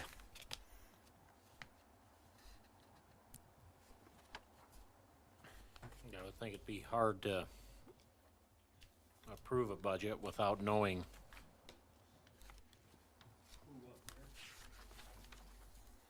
who you're approving it for. So, I mean, I don't know why we wouldn't include that.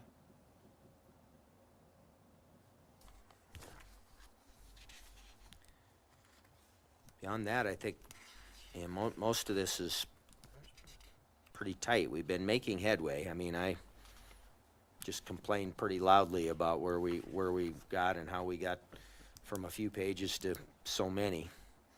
But getting the finance end codified, locked in, the reporting, give the council the tools that they need to do their job,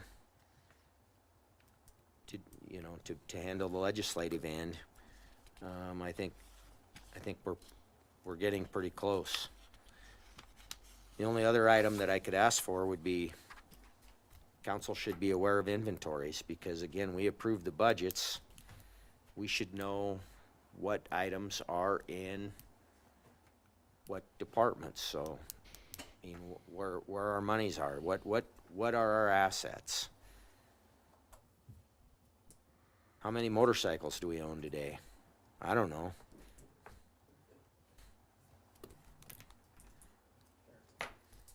And there's certain components in these financial reporting and inventories and things of that sort is how often are the reporting, how often should we, or the ordinance require the reporting? Where is it feasible on finance to require monthly budget reports? Are we looking at inventory once a year type situation? Or are we looking at monthly? I mean, it's just, the more reporting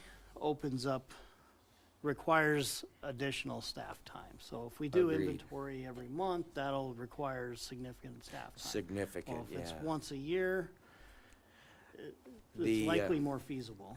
And things of like that. I mean, The statutes, South Dakota state law for counties spells out that by the end of January every year, they're supposed to have an inventory of every department. That seems reasonable to me. Once a year. Once a year. That's fair. And that inventory then also shows us what items end up on our surplus list. Right? Yeah. You know, so when we surplus an item, it should show on our inventory list. Starts tying the process together.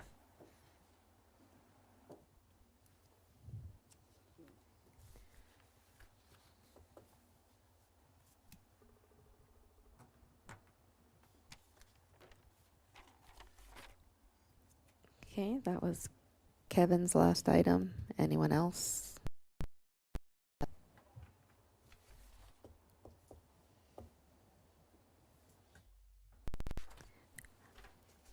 Okay, and based on conversation, is that where we wanted to stop this discussion? Just on these items that we are hoping to meeting on the 22nd? Or did we want to dive more into the city administrator job description or proposed council rules tonight?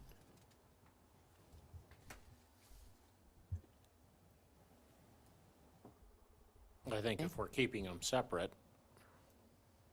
Focus on one thing. lead for now. into the rest of it. That's what I gathered from the conversation. Okay. All right, so that can wait a little bit.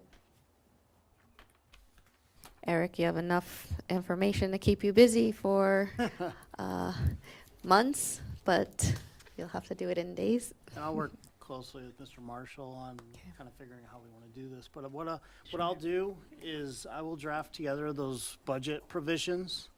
I mean, right now I have kind of a pretty broad mandate, so I'll craft some language, and then at the discussion or at the first reading, we can try to work something out. Because we also don't want to get in a situation where we violate open meeting rules by email correspondence or anything like that. So what I can do is send them out to the council, and then, I mean, we see if they make sense, and then maybe at the first reading, we can address specifically the language within those provisions and go from there to see if it's within the scope of what the council wants. And we can make tweaks and things like that. I'd rather prefer discussing those tweaks as a whole at the council meeting or in some open meeting.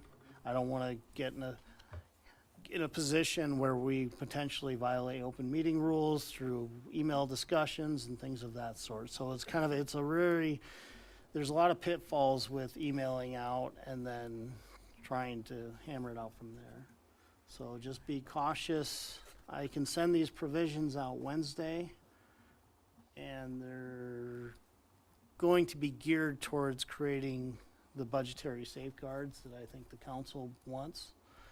But just be cautious of discussing these amongst yourselves, not to create a quorum, not to violate any open meeting rules. And we want to limit the discussion to open meetings. That way, we don't get in trouble with anything.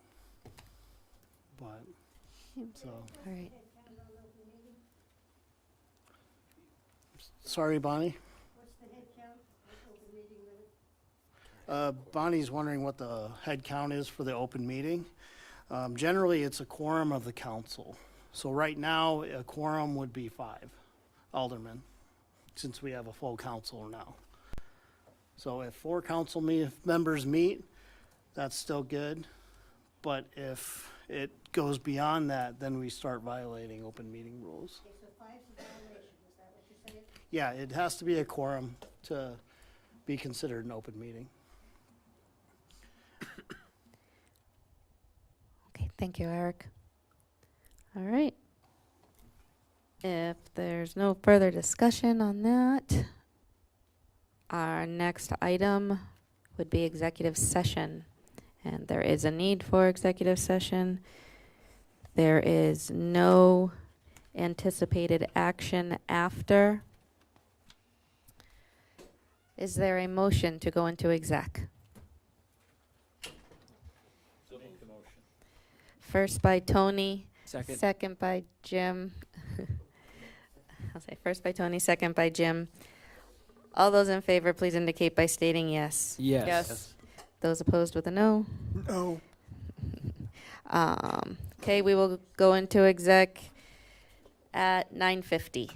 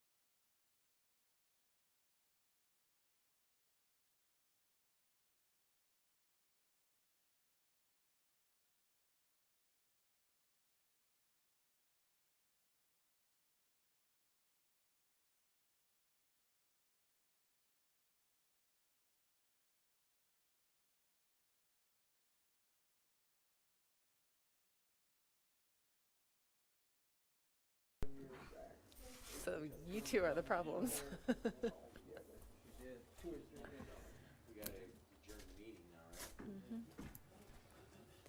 Okay, we are back in regular session, and our last item would be to adjourn. Is there a motion? First by Jesse, second by Mike. All in favor, please indicate by stating yes. Yes.